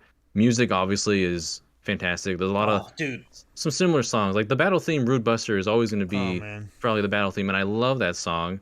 And that can be in every chapter if it wants to. I won't mind. But I love how the chapter 2 version of it uses different instrumentation, and it makes me really curious to see how future chapters are going to use different instrumentation. How it evolves. Mm-hmm. Yeah, it's really neat. And also, I just have to say, Field of Hopes and Dreams. What a song. When I started playing chapter 1, I'm like, this is how you start a game, man. This is getting me into this. It's such a good first area theme. Get that piano rolling, and you're just like, oh, yeah, soon it hits. Oh, such a good theme. And there's some really, really catchy ones in chapter 2 as well that I know you'll definitely get on your mind. I just need nothing. I need time to do nothing but play video games. I want to be a kid again. I want to be a kid again. It's impressive because you look at Undertale and Deltarune, and it's like, oh, this feels it feels very hipsterish, like just from the looks of it. But when you play it, it's like, God, there's so much heart here. Yeah, just Susie as a character from chapter 1 to chapter 2, and the development from there to there is so cool to see, and you want to see more of what happens to them, because towards the end it's a lot different than your first encounter with them in chapter 1. And just such a great thing to experience, and you guys can experience it too soon. Now's your chance to be a big shot, guys. There you go. Come on. Nice. All right, well, let's continue on, because God, we still are not even anywhere close to being done with September. We're stuck here forever. Nope. September 21st, Kena, Bridge of Spirits. Woo! And I played a little bit of it. I have not gone through it, but man, this game's pretty. And it plays as everybody says, it plays like a wonderful PS2 game, PS2 era game. It works. It's not going for anything crazy or too innovative or anything like that. It's just a nice, classic, fun game. It's so beautiful. Mm-hmm. It really is. And this is a game I actually played to completion. I was able to finish it, and like you said, Derek, it doesn't really do anything incredible on the gameplay end. It's solid gameplay. The battle system is good. It doesn't go out of its way to do anything super innovative, but that's okay. It's just a good combat system. The platforming feels good. Kana's double jump feels great to pull off. Mm-hmm. But the visual splendor in this game is one of the most gorgeous games I played this year, and also ever. It's just unbelievable what they were able to pull off with the visuals in this game, and you're in for a treat if you're playing it on a really nice 4K display with HDR. It is just unbelievable, and the story is a bit disjointed, but ultimately I think it lands. It's a very tragic story, and it definitely, even though I didn't find Kana herself to be a very interesting character, I found the story she got caught up in to be, as I pieced things together, I was like, wow, I was kind of struck by the tragedy of it all. And I'm like, wow, this is kind of sad. And by the end of it, I felt a little bit like I'd been taken on a really emotional journey. It's a very quiet game, if that makes sense. And the way the story is told, it's not thrown at you. You kind of have to put the pieces of the lore together yourself. There are a couple of cutscenes, but not ever anything that heavy-handed. And it's just a great game. Not amazing, but great. And I really enjoyed it. Nice. Yeah, I think it did a good job for what it was accomplishing for Ember Lab's first game. Like, holy crap, that was a major thing they accomplished, and you could even see how much they love Majora's Mask because the original animation that they did, they implemented masks into the story itself, and it's just like I see what you're doing there. But one of the things I really loved about this game was Kena and the Rot as well, which are kind of like little Pikmin that you gather, and I love how you see their like symbiotic nature of how Kena needs the Rot, but the Rot also needs Kena, and how it was implemented with combat, with exploration throughout the story very well. And I just want a little plush of one. I love the little guys. That has to be a thing eventually. Has to be. Really quickly, I just want to. I was going to do the same thing. Okay, cool. Yeah, we just saw this. Hinaru in the YouTube chat saying, have to get going soon, but I wanted to see you guys on my birthday. Always a pleasure listening to you. Please take care and Happy New Year. Well, tell us it's your birthday. Happy birthday. Yeah. My goodness. We'll give you a proper birthday shout out. You've been supporting us for so long. We love you. You're a valued, beloved member of our community, and we hope you have a great birthday. Happy birthday and Happy New Year, as you said. Yeah. Hinaru has done a lot of very charming pieces of art for us as well in the past, and even one for my birthday, which I was very happy to see. So thank you for your support and everything you do for us. Have a good one. Yep. Happy birthday. All right, let's move on to just a little thing. I'm just going to make it a quick little mention. September 23rd, Castlevania Advance Collection. Pick up this collection. These are 3 great Castlevania games. Now we just need, if we do support this, we could get a Castlevania DS collection, and I really want that. Yeah, those are some of the best Castlevania games out there. Advance is good, very good, especially Aria of Sorrow. DS is better. Derek, would it be fair to say that 2 great Castlevania games, one okay one? I don't think Harmony of Dissonance is very good. I have an affinity for Harmony of Dissonance just because it was my second Castlevania game that I ever played. Going off of Symphony, and it's just like, oh cool, it's my own, and I get to play off this and just enjoy it for what it was. But so I like it for what it is. I find Circle of the Moon's controls a little stiff. They are. So, but you can see it now. You can actually see it. Instead of playing it helps a lot on a release GBA, like an OG model GBA, where you couldn't see anything. You can see them getting better with each release, going from Circle to Aria. It's like they nailed it with Aria. Yeah. Refined it in Dawn of Sorrow. Hopefully a DS collection would get rid of the worst aspects of that one, namely the touch controls, the touch rune system. But then you get better and better with Portrait of Ruin and Order of Ecclesia. 2 of the best Castlevania games. And for what it's worth, I did pick up this collection, and I've checked out all 3 titles. I mean, I played all 3 back when they came out, of course, but I compared just to see how the emulation is, and it seems to be pretty solid. It's M2. The emulation of all 3. Oh, right, M2 did this collection. I forgot. Well, then of course it's great. Yeah. Good stuff. Forgot about that. I will bring it up just slightly, just because it is a thing that released. But Activision Blizzard did release Diablo 2 Resurrected, and boy, it must have hurt them, because I heard nothing about this game. Nothing. Like, I had no idea how good it was, how bad it was, if it was decent port or remaster or anything like that. But I feel like I anecdotally remember that there were things that old school Diablo 2 fans didn't like about Resurrected, separated from the whole, dumpster fire that is the company in general. But apparently, if I remember correctly, there were specific things about Resurrected that maybe turned fans off. I could be wrong, though. I didn't play it. I'm not going to touch it. I'm not going to touch it either, but it's just crazy to me that something as big as Diablo 2 just gone. Yeah. That was crazy. Yeah. I am seeing Juan Delgado saying PC launch was awful. Heard Soy Sauce Asian saying heard lots of performance issues amongst other things. So not exactly a good launch either. So there you go. Yeah. Wayne Carruthers is at least having fun with it. Well, there is that. That's good. I didn't expect it to be terrible. I don't think it was. I was hoping it wasn't going to be a Warcraft 3 situation when you have Vicarious helping out, but who knows? Right. I mean, it feels like it would be really hard to make a classic like Diablo 2 bad, but they found a way to make Warcraft 3 bad. Exactly. So They did. Yep. Go figure.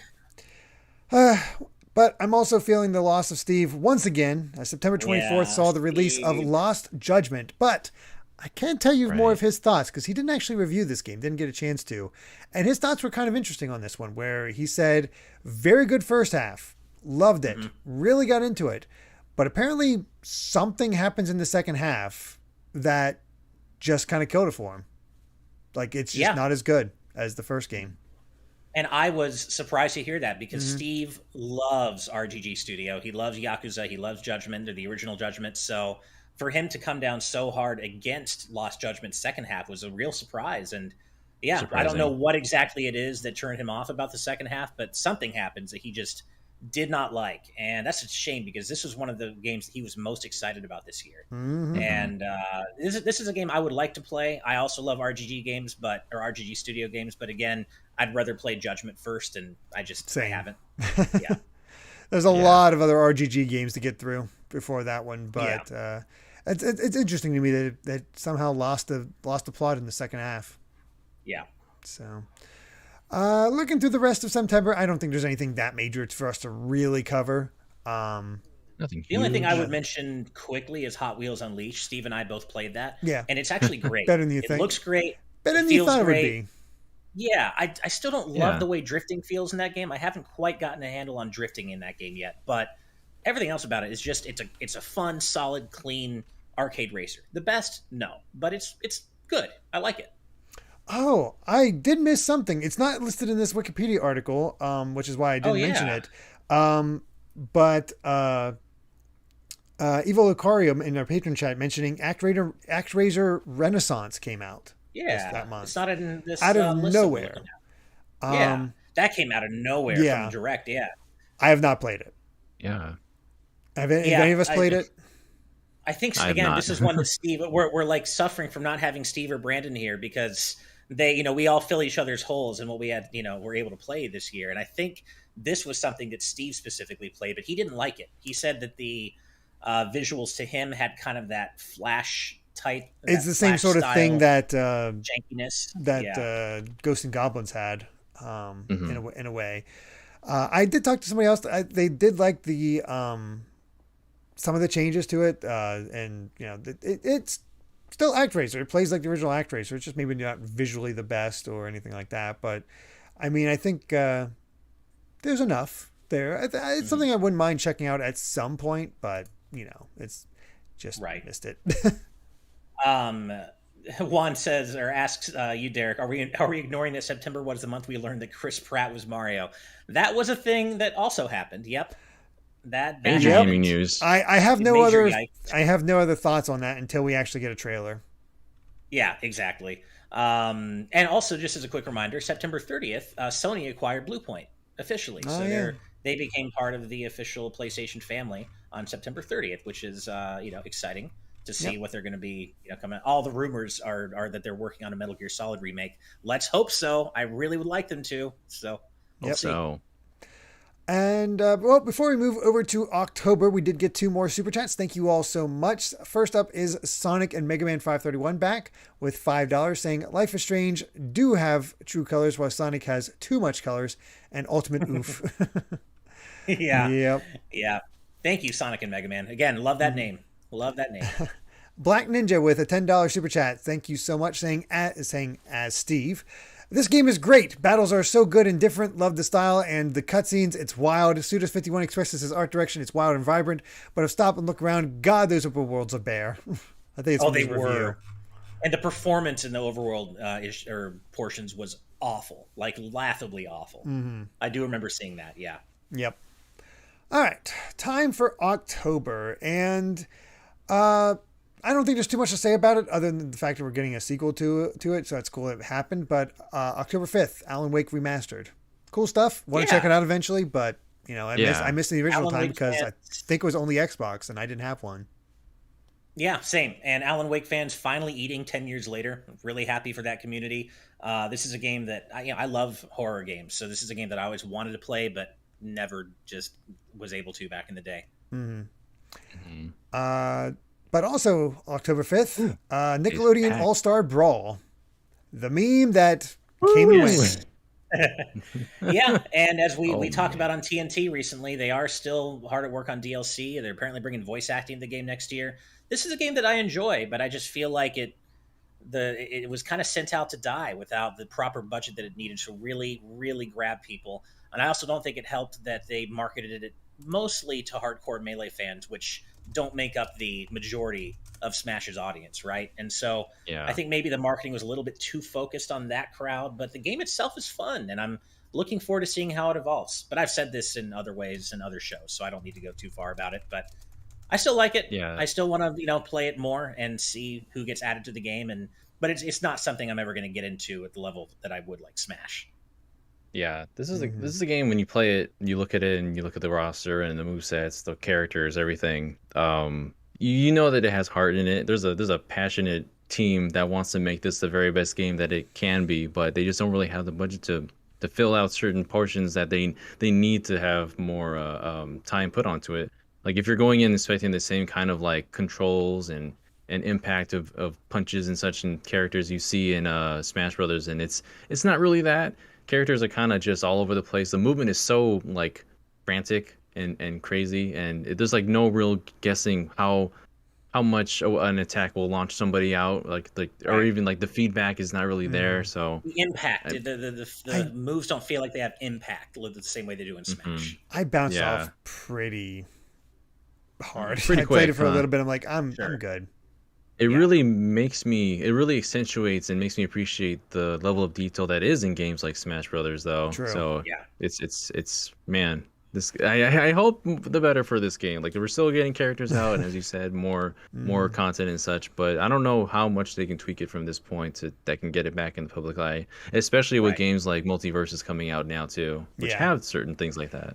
Right. Exactly. There's definitely a lot more competition, even beyond just Smash Brothers itself. So, Well, and Mhm. Multiverse is, straight up coming out of the gate with a much bigger budget. Like clearly Yeah, oh a yeah, much bigger budget definitely. straight up. And I yeah, just Nick Brawl, I think it had a lot of good ideas, but it just has it had an uphill battle to fight since launch because of its shoestring budget. And Mhm. but I think its devs did the best they could with what they had, and I don't want to disparage the game. It's still fun to no, play, but it just needs a bit more content, just a bit more oomph in general, I think. But we'll see how it's hmm looking following voice acting and more characters and stuff. We'll see how it goes. For yep. sure. Then there was the last game that came out on the 5th, Super Monkey Ball Banana Mania. Man, I Yeah. wanted to pick this up, but Monkeys. there's a certain game coming out just a few days later that I was kind of busy with. Yeah, no, I played this. I actually reviewed this on the channel, and I really enjoyed it. I gave it great vibes. It definitely has some issues if you're expecting the co-op multiplayer in the main game mode to make a return. Sadly, it doesn't, and that's something our very good friend John Cartwright highlighted in his review. And that's something that I didn't talk about much because I never played the original or the original games in co-op mode, so it wasn't something I missed. But absent that issue, it's a great remake of the first three games in the franchise, essentially. And it's Monkey Ball. It's Monkey Ball coming back to form. It's Banana Blitz and Banana Splits and Banana all that. Not it kind of lost the plot for Super Monkey Ball for a while, but this takes the best games in the series, remasters them, brings Monkey Ball back to basics, and it's so much better for it. I recommend this to everybody who likes action platformers. It's monkeys rolling around in balls around goofy obstacle courses. What more could you want? It's also got 12 party games of varying quality, to be fair. They ruined Monkey Target, but there's just so much content in this game, and I stand by my review. It gave me great vibes. I love it. Monkey Ball it's a great time. It is arcadey Sega at their very best, and arcadey Sega is my favorite form of Sega. So Fair yeah, enough. if you have any interest in Monkey Ball, you should definitely check this out, in my opinion. Nice. Yeah, there was a lot of talk of this, especially around launch. So I know people really enjoy, like I really enjoy Monkey Ball 1 and 2 on the GameCube. Those are the ones I really spent a lot of time with. And I think another thing John mentioned was, don't quote me on this, but I think also just it's very close to the original, but the physics aren't exactly like as They're not close exactly the as same. it. If you're really intimately knowledgeable about Monkey Ball 1 and 2, for example, and you play this game not too long after, you kind of get a feel for the physics that they just aren't really quite the same as what they were in the originally, and that kind of is reflecting on things like Monkey Target. You roll down and up, and it kind of has a different weight and feel to it than what you originally had before. The feedback is different, and it offers a different Yeah, experience. But I Mhm. it mean, never it's not, really. it Yeah, doesn't break anything. It's still plenty enjoyable. You can have a great time with it. It's someone who hasn't ever played Monkey Ball will have a great time with this. yeah, Very hard game though, Yeah.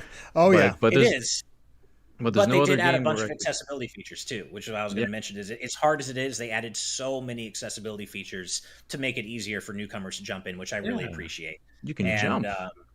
yeah, and and I think the physics differences they are there, but they only bothered me in Monkey Target. The main game, Hmm. I perceived them, but they didn't make a negative or positive difference to me. It's just a little bit different, but I still enjoy the Yeah, game all the same. Hmm. and there's no other Monkey Ball game where I could shove Sonic the Hedgehog into a ball and roll around at the speed of And sound. So Tails, Or and Hello Kitty, and Tails, Kiryu. Hello Kitty, and Morgana, Kiryu. Yeah, Morgana, Yep. Suezo from Monster Rancher. Toys Oh from God, yeah. Monster Rancher. Yeah, Jeez, that's weird. A Dreamcast and a Yeah, Game Gear. What the yeah. hell's going on here? yeah. That needs to be what rolls around. All right. Well, let's move on to October 7th. I don't think we're going to be focusing on this one too much because, man, I haven't cared about this series in a long time. Far Cry Same. 6. Anybody else Yeah, play it? Anybody care? Didn't play it. Don't care about the series. Just haven't. not my From thing. everything I I think Steve heard, played it.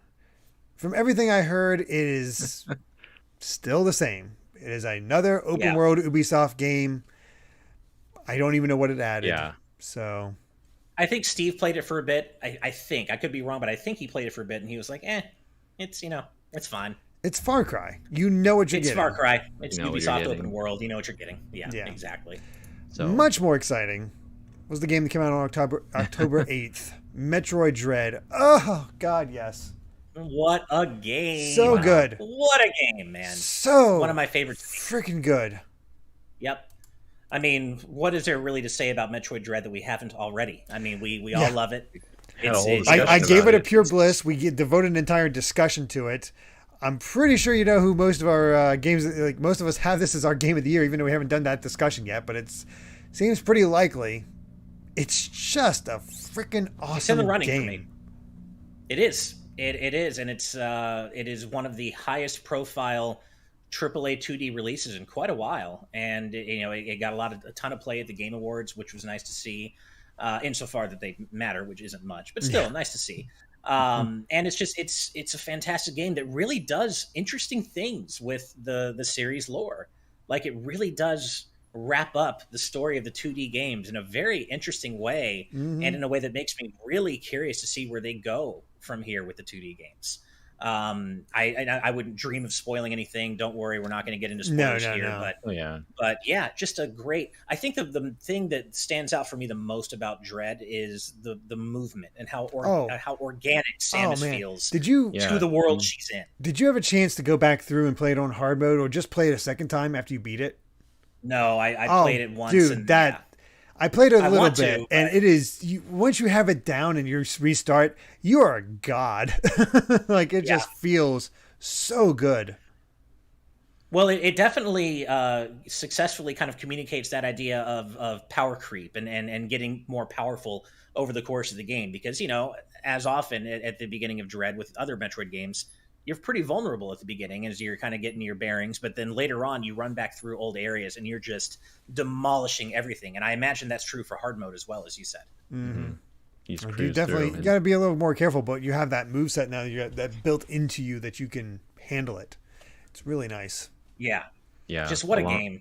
Along with the very tight controls, as Olive mentioned, it's also probably my favorite characterization of Samus I've seen in a Metroid game. Like Mercury Steam took what they did with Samus Returns and just turned it up to 11 with this game. Like they know the character Samus now and the way that she moves, the interaction with the world, and just it's so good. It's such a great entry to the series, and I'm glad this really gave Metroid a shot in the arm while we're still waiting for Prime 4, because man, didn't know how badly I needed this to have this game happen Seriously. until we saw the announcement.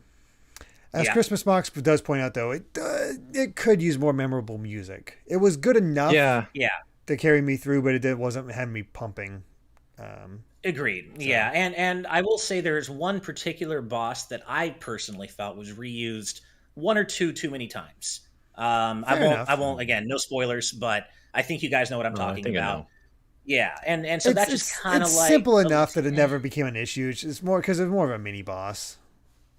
Yeah, exactly. It's more of a mini boss, but I was like, I just wanted a little bit more variety, I think, on that front end of things. But it's a very minor blemish for me in what is otherwise an incredible game, and certainly in the running for Game of the Year for me.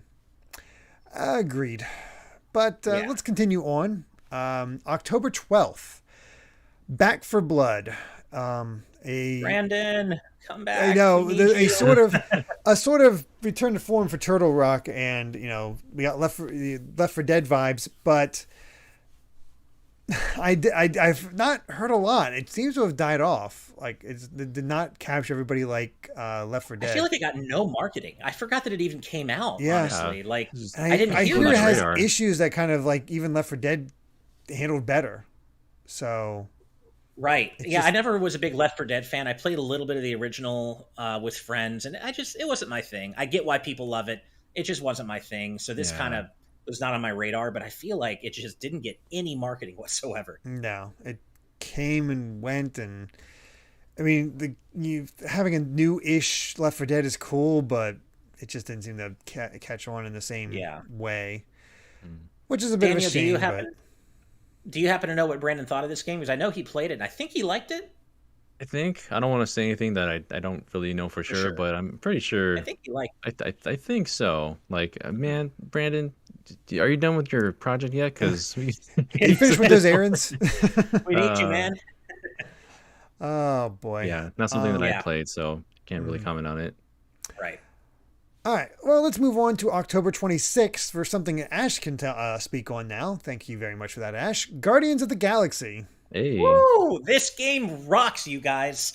This is maybe the biggest surprise of the year for me. I agree with the Game Awards. It's got my favorite story and characters of anything I've played of this year. It's surprisingly thoughtful. It's hilarious. It's really funny. The banter between the Guardians is top notch. I have grown to like these versions of the Guardians even more than their MCU counterparts. They're that charming and that just arresting. And the story that they are a part of in this game is, here come the hype police as usual, is shockingly thoughtful. Jesus, would you calm down, LA? Jesus, I know it's raining, but come on. It deals with themes of grief, which was not necessarily something I expected from a Guardians of the Galaxy story, but it really goes into themes of family and grief and moving on from that grief. And but it never becomes too heavy-handed. It never gets too far up its own ass. It keeps things light enough that the banter is always fun between the characters. And this game is so good, you guys. It's got a great licensed soundtrack. It's perfect for what, for Star-Lord and who he is and the kind of music he listens to. It's great. I recommend it to everybody who just likes a good action game with a great story. The gameplay is just fine. The battle system it's fine. It's not bad, but it's not great either. It's there to serve the true star of this game, which is the story and characters. And I love it. Play this game. Don't let what happened with Avengers turn you off. This is what Avengers should have been, 100%, and it's awesome. Great game, you guys. Backlog pile. Everything I want to play, but now hearing all the good things about it makes me want to actually try it. It's really good, and it doesn't overstay its welcome either. Like That's probably good. A good 20 hours, I would say. That's good. Like it's 15 to 20 hours. Yeah, it's like if you want to 100% it, of course, you're going to be replaying chapters and it's longer. But if you're just playing through the story, it's just long enough, but it doesn't overstay its welcome. And the pacing is great. I really like this game a lot. That's awesome. Very nice. Yeah. Maybe someday, but yeah. Another game. A couple games. Yeah. What's that? Oh, I get why. Hey, the backlog. There are so many games that. Oh yeah, I get it. Man, if I could, I would just plow through so many of the games I have in my backlog, but just not possible. Yeah. Yeah, October 28th, we got the re-release of Fatal Frame Maiden of Black Water. Not too much to say about this because it's just a port. But it's Right. cool that it came out. Let it survive beyond the Wii U. I don't know how well it did. Not a lot of marketing for it, so not too surprising or anything like that. So, but Yeah, cool it I came love out. this game back on Wii U. I reviewed it back in the GX days. I recommend this game to anybody who likes survival horror. It's not the best Fatal Frame game, but even not the best Fatal Frame game is still a pretty damn good survival horror game. And I really like this game. So if it sounds like if you like Japanese horror and you like the idea of what this game is, I think you're probably going to enjoy it. But yeah, I loved it back on Wii U. Have no reason to believe it's any different here on modern platforms. Nice. Another game that came out on the 28th. I don't know if any of us actually got the chance to play it, but it has such a good pedigree. Voice of Cards: The Isle Dragon Roars from Yoko Taro. This I just don't care about card-based games, so this just Yeah. I know other people were really hyped when this was revealed, and I just kind of was like, okay, cool. I love Yoko Taro, love Nier, but I just don't. Card-based games don't do it for me.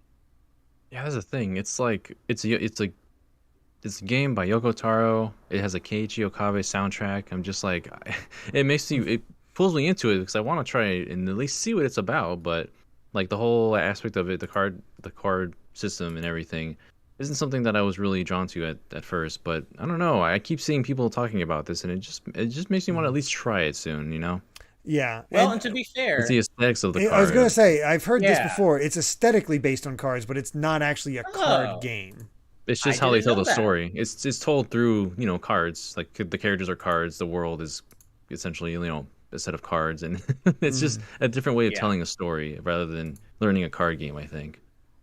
And But, really quickly to everyone talking about something that you think we're forgetting about, don't worry, I got Oh, you. Ash I brought won't up all let the us other forget. Smash DLC characters. I brought up Kazuya. Oh, yeah. I brought up don't worry, I got you. Don't worry. I don't have that, but Ash, Ash is our Smash guy. He will take care of me. Yeah. But yeah, okay. Well, thank you for the advice, everybody, because I didn't know that it actually isn't a card game. I need It's to just check out the demo aesthetically that way. still. So I might. And it's Okay, slightly on sale you right got me now, to check out so- the demo. Yeah, I'll check out the demo. Cool. Yep. Cool. Also, I didn't get to play it, but I just remember liking what the look of it when it was revealed. Riders Republic. I didn't get to play it, but I'm still kind of curious. So It we'll see. came and went, so I have. It did come that's and why go I skipped it. It's really like, quickly. Yeah, I don't. It's like, Yeah. whatever. yeah. But there was a pretty hype game that released on October 29th. Mario Party Superstars. Oh my god! Holy Hell yeah. crap! Oh, We hoped, Mario Party we is prayed, finally back. and it actually paid off. This is such a good freaking Mario Yep. Party.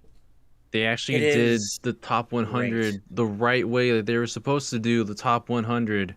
Yep. And And you're doing a game right when people are begging for DLC. Yep. Yeah, and that's really what I was about to say. This is the first great Mario Party game in God, how many years? Really? I mean, I guess there are varying opinions on what qualifies as great Mario Party games. Yeah. But for my money, it's been Since years 6. and years, maybe since even 6. Really, the Mario Party GameCube 8 was era, fine. honestly. But yeah, I would say the first truly great one since Mario Party 6. And I've had so much fun playing just classic, great Mario Party again with a new coat of paint. And I love what they did with this game. Bring on DLC. Mario Golf got it. Mario Tennis got it. The data mine it suggests that Mario Party's getting it. I just want to see what it is. Bring in more boards. Bring in more mini games. I'm game. I love what they did with Superstars. Yeah, Mario Party Superstars, like people who probably follow us know, Brandon and I were playing Mario Party 1, 2, 3, the originals on our stream for Good Vibes Arcade with a whole bunch of lovely guests.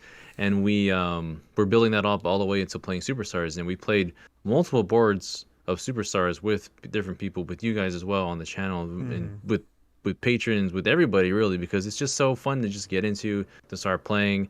I feel like people haven't really hyped up and looked forward to a Mario Party game since the GameCube era, honestly, as we were mentioning, because they just kind of took a different form altogether as they went on, and even Some of that life came back with Super Mario Party, I think. It's like it felt like it's step in the right direction, but just not enough. Yeah. This is the one where they actually brought back like boards that were the people recognized that people were begging for. Dice were back to tens, to going up to 10 spaces. Stars cost 20 bucks. coins. It just felt like Mario Party.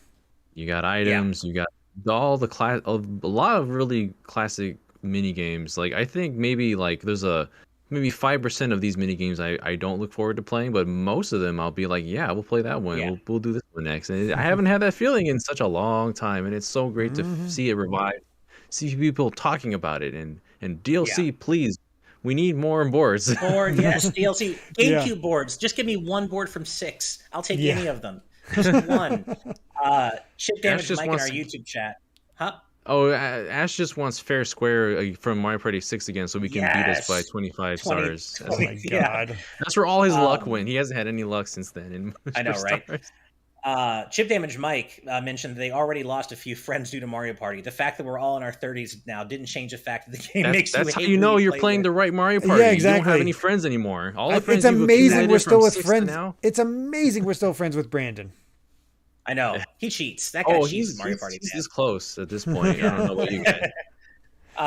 Really quick, I just want to shout out our good friend Titus Malvolio, beloved community member, saying they desperately need some good vibes. They work in the commercial trucking industry in Western Washington, and they just had a snowstorm this Christmas weekend. Temperature still below freezing. They almost got into an accident today because of a slide. Sorry to bring the mood down. They're okay, but today was very scary, and tomorrow probably won't be any better.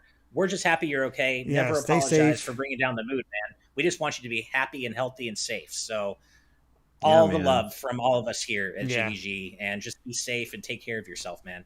Absolutely. Yeah, especially when Titus is one of our good friends that invited us to play Mario Party with him as well. Exactly, right. Then. So all y'all in the community, we'll play Mario. I'll play Mario Party with you anytime. But yeah, a lot of good vibes for this game. I really enjoyed it. I haven't played a ton of games this year, but it probably would easily be in the top 5. Yeah. Same here. I would say that. And speaking of Titus, speaking of friends, speaking of all of you here on the panel with me, you're all my friends. My friends are my power. We do have to talk about this before we move on. October 18th, the dream became real. Sora came to Smash Brothers Ultimate. He was the last DLC fighter for Smash Ultimate. The pop-off that was one of the many pop-offs that was heard around YouTube was when I just screamed my silly head off when Best Boy was revealed for Smash. You all know, I don't need to say it again. He was, my second most wanted character. It happened, and he's awesome. He's so fun to play. This was one of the most exciting gaming-related, maybe the most exciting gaming-related day of the year for me, to be quite honest. Sora is such a big deal for me, and to have him in Smash Brothers, I've wanted this for years. I know you guys have as well. Derek, you didn't even believe it could possibly happen. I'd written it off because I just didn't think it was possible. I was like, I want it, but I just don't think it's happening. So, yeah. It was a good day. And I kept like a glimmer of hope alive. I didn't realistically believe, but I was like, maybe, just maybe. And my faith was rewarded. And really, and my only blessed complaint, by Lord Sakurai. Exactly. My only complaint is that there isn't more music from across the series included with him. It's the music that's there is great in Kingdom Hearts 1, but there are so many iconic battle themes from later games in the series that didn't make the cut. That's a shame, but it doesn't matter. Sora is here in Smash. He's so fun to play. And, shout outs to, like I said, probably the most exciting reveal of the year for me, the most exciting gaming day of the year for me. Yeah, I totally went in there with, at least once the announcement finally happened and my ears were blessed with your screaming as well.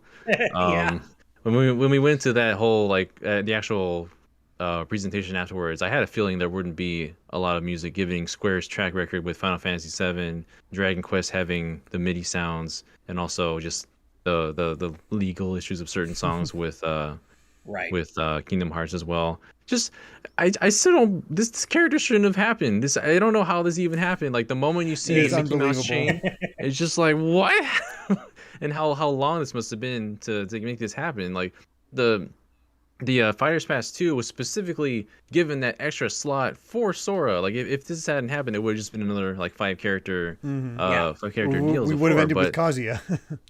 Well, what an ending that would have been ended Which on would have there. been a fine ending, but yeah, the way that you couldn't have ended with I think a more appropriate character than Sora. And what I think is further proof of that is the fact that when he was revealed, I assumed after the fact that there was going to be a ton, just endless amounts of toxicity about him, on Twitter and the internet.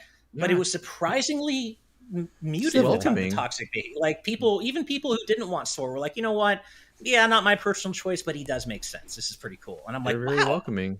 Yeah. the Smash It was community actually refreshing. reacting maturely about We this. came This is together cool. for once for the Yeah. end. What a beautiful way to end this whole how many years of Smash that Sakurai had to fight through to get all these characters in. My God, it's an accomplishment. This game is its entire accomplishment in gaming, and Sakurai and the team, Sora should be proud of what they made.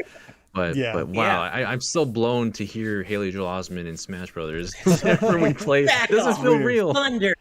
It's so good. And the perfect character thematically to bring Smash fans together, right? Sora in his own series, that's who he is. He brings people together. He's the bond that brings everyone together. And that's just so, and his reveal trailer is perfect. I know we Trailer can't was talk about it perfect right again. now, but it's so good. It's so good. I'm so happy. Just thinking about it. And I went back and I've watched so many reactions, cried more than once. It's so emotional and so perfect, and just makes me feel so good. Makes my heart swell up. And yes, I realize heart. Yeah, pun very much intended. Yeah, you're doing that on But- purpose. He does. So good.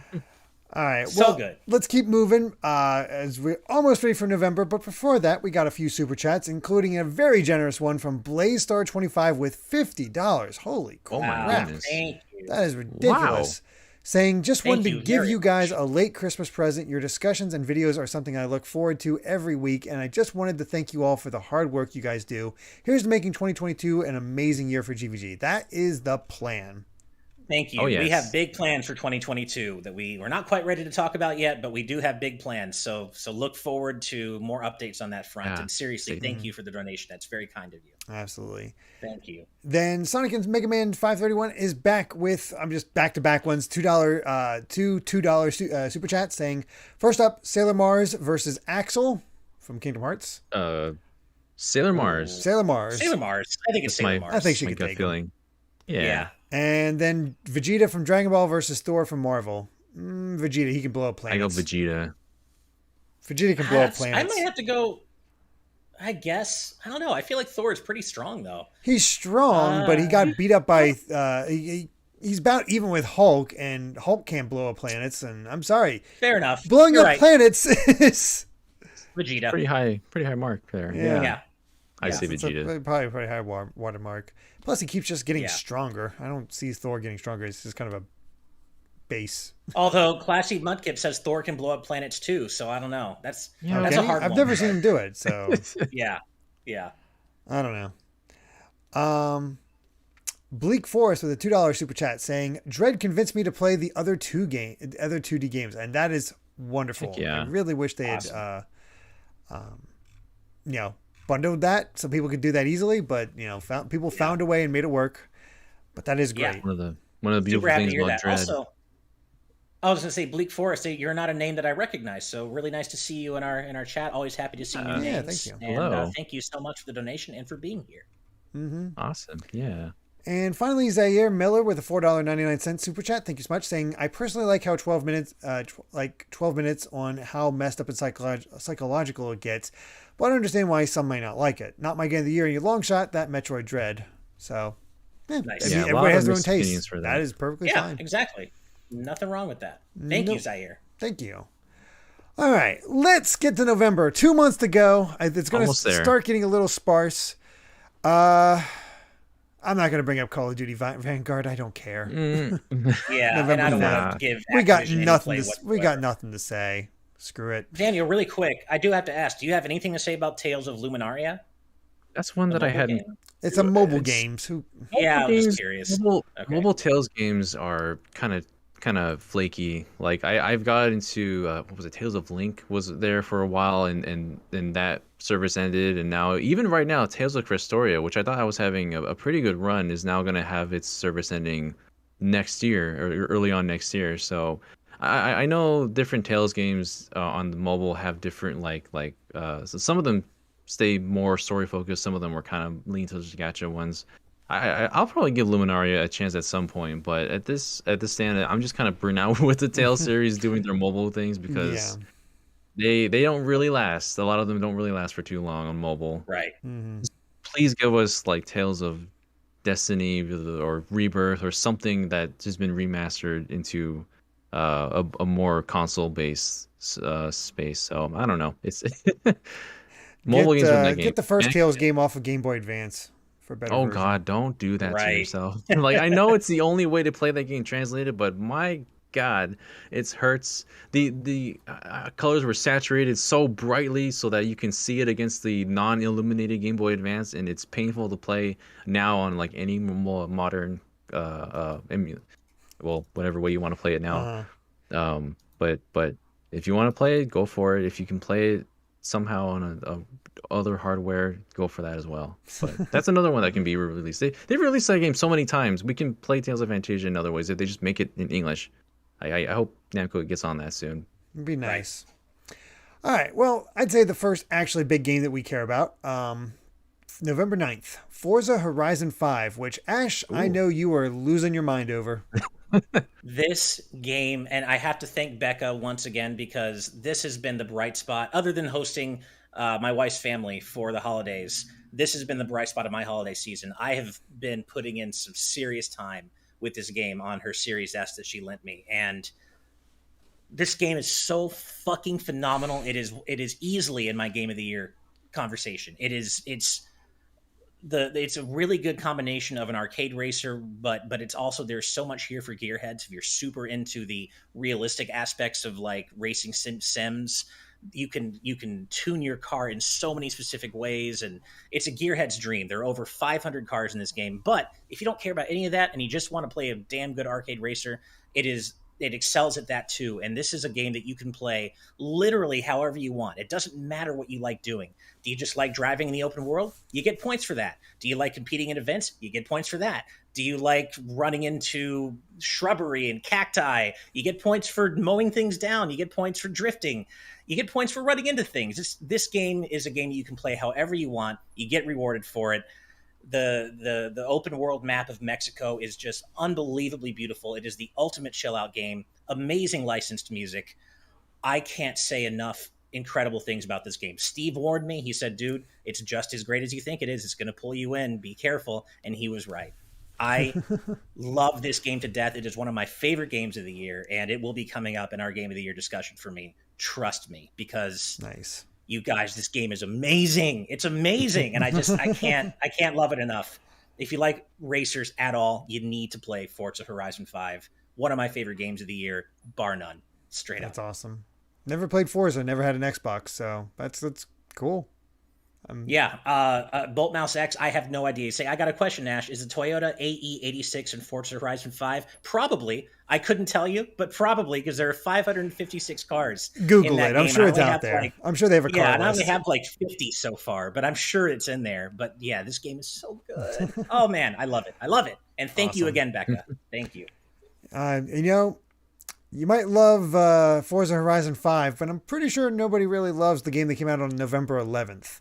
Grand Theft Auto, the trilogy, the definitive edition. The definitive edition. The definitive edition. Oh, no. Not really much to say there. Go watch Mac McMuscles and his What Happened on this game, because, dear God, like, they're trying to improve it, but this was sad. Yeah, it's a damn shame how this trilogy, this collection turned out. You know, we've already talked about the myriad issues it shipped with at launch, and it's a mess, and it sucks because Grand Theft Auto, even though it's not personally my favorite series, these games are legendary. They deserve better. They're classics for a reason. They deserved a better remastering than this. So it's a damn shame that it turned out this way.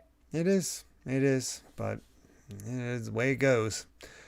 And let's move on to a good game. November 12th, the day after.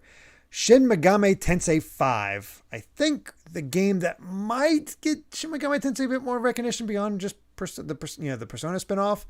But I've heard I've talked to a few friends that are really into Shin Megami Tensei, and the basic idea that basic thought I've had from them is, the gameplay and world exploration are fantastic, probably the best in the series. The story, it's okay. In the middling. I was much That's more what I've heard as well. Yeah, I was much Yeah. more invested in the story of Shin Megami Tensei 4, where there was a lot of twists with that, and then there's a certain part where you arrive in Shibuya, Japan, that area, and you're like, what? And you're wondering it kind of changes your whole prospect of the story of everything that came before it. Nothing really with that here as much as at least not as profound as that, at least.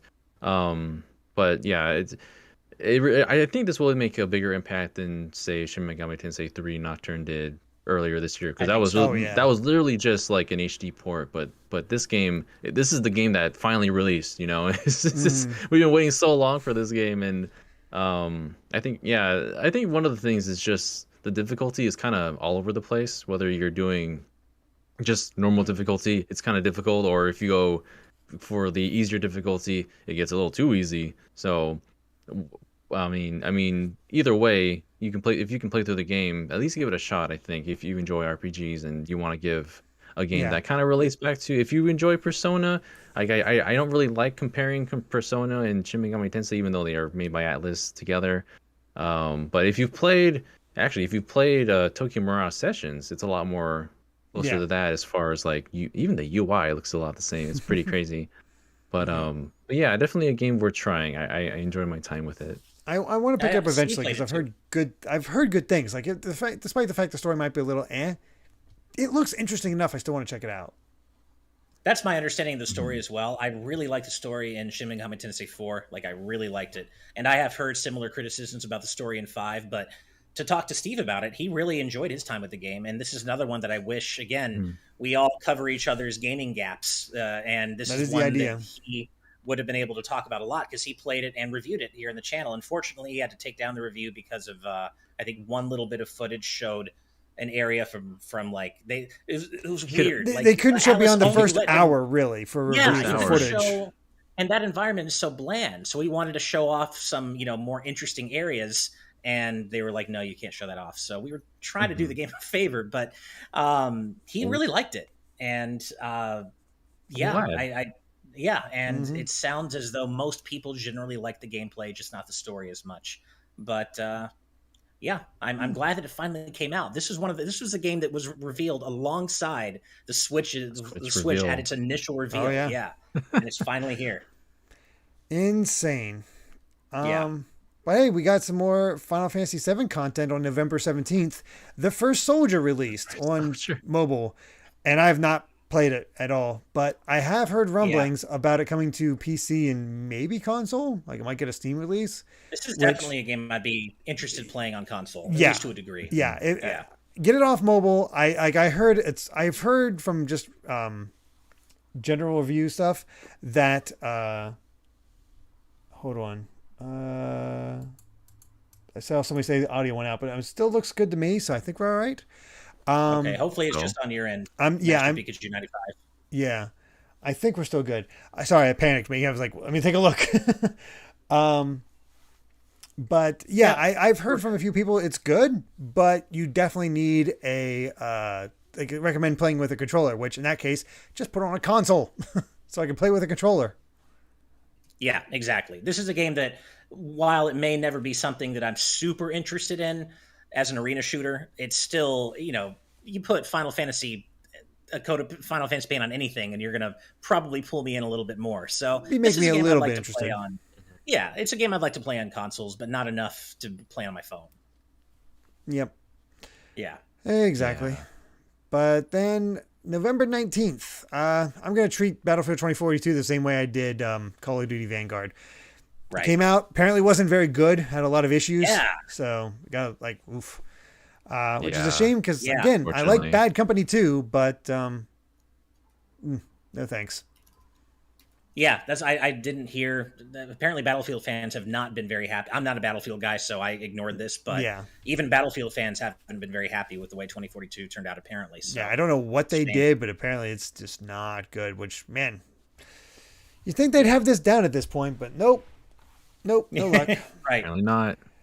Now, I wish I could say that at least we got a better game in the form of Pokemon Brilliant Diamond and Shining Pearl, which I guess it probably is.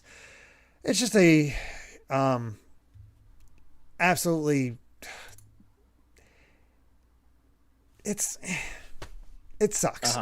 It doesn't suck. That's not the way to put it. I put a video out about it. If you've played it before, it is exactly the game you played before with a few quality of life improvements, which makes it fine.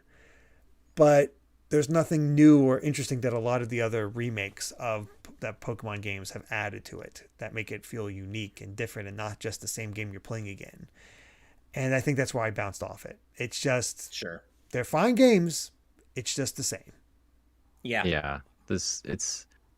I wish I kind of treated this the same way I did with Skyward Sword and took the same approach with that, because at least that game improved some things about it. But this one is really just a different art style.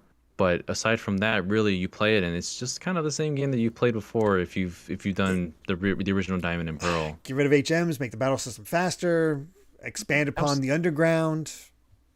It was some baffling decisions as well. Like they made TMs back to be one-time use, and yet you will always get multiple of them. So it's like, what's the point of doing that? It's really and because it was unlimited use in, I believe, Omega Ruby and Alpha Sapphire. So I don't know. I don't get it. We just had Sword and Shield, which treated that way, so just have it be like that. There's just kind of lean in the direction and please commit to it. Like let's try to consolidate some things here, because I mean, I'm glad HMs were treated the way they are now, because that's a relic of the past that we don't need to revisit anymore. But most of the things in this game it just didn't really seem like they push it as they pushed the series as well as they could, and yet it'll sell so much. So Game Freak will probably be like, well, this works. People will be fine with this kind of level of treatment with the Gen 5 remake, which I'm very scared about now.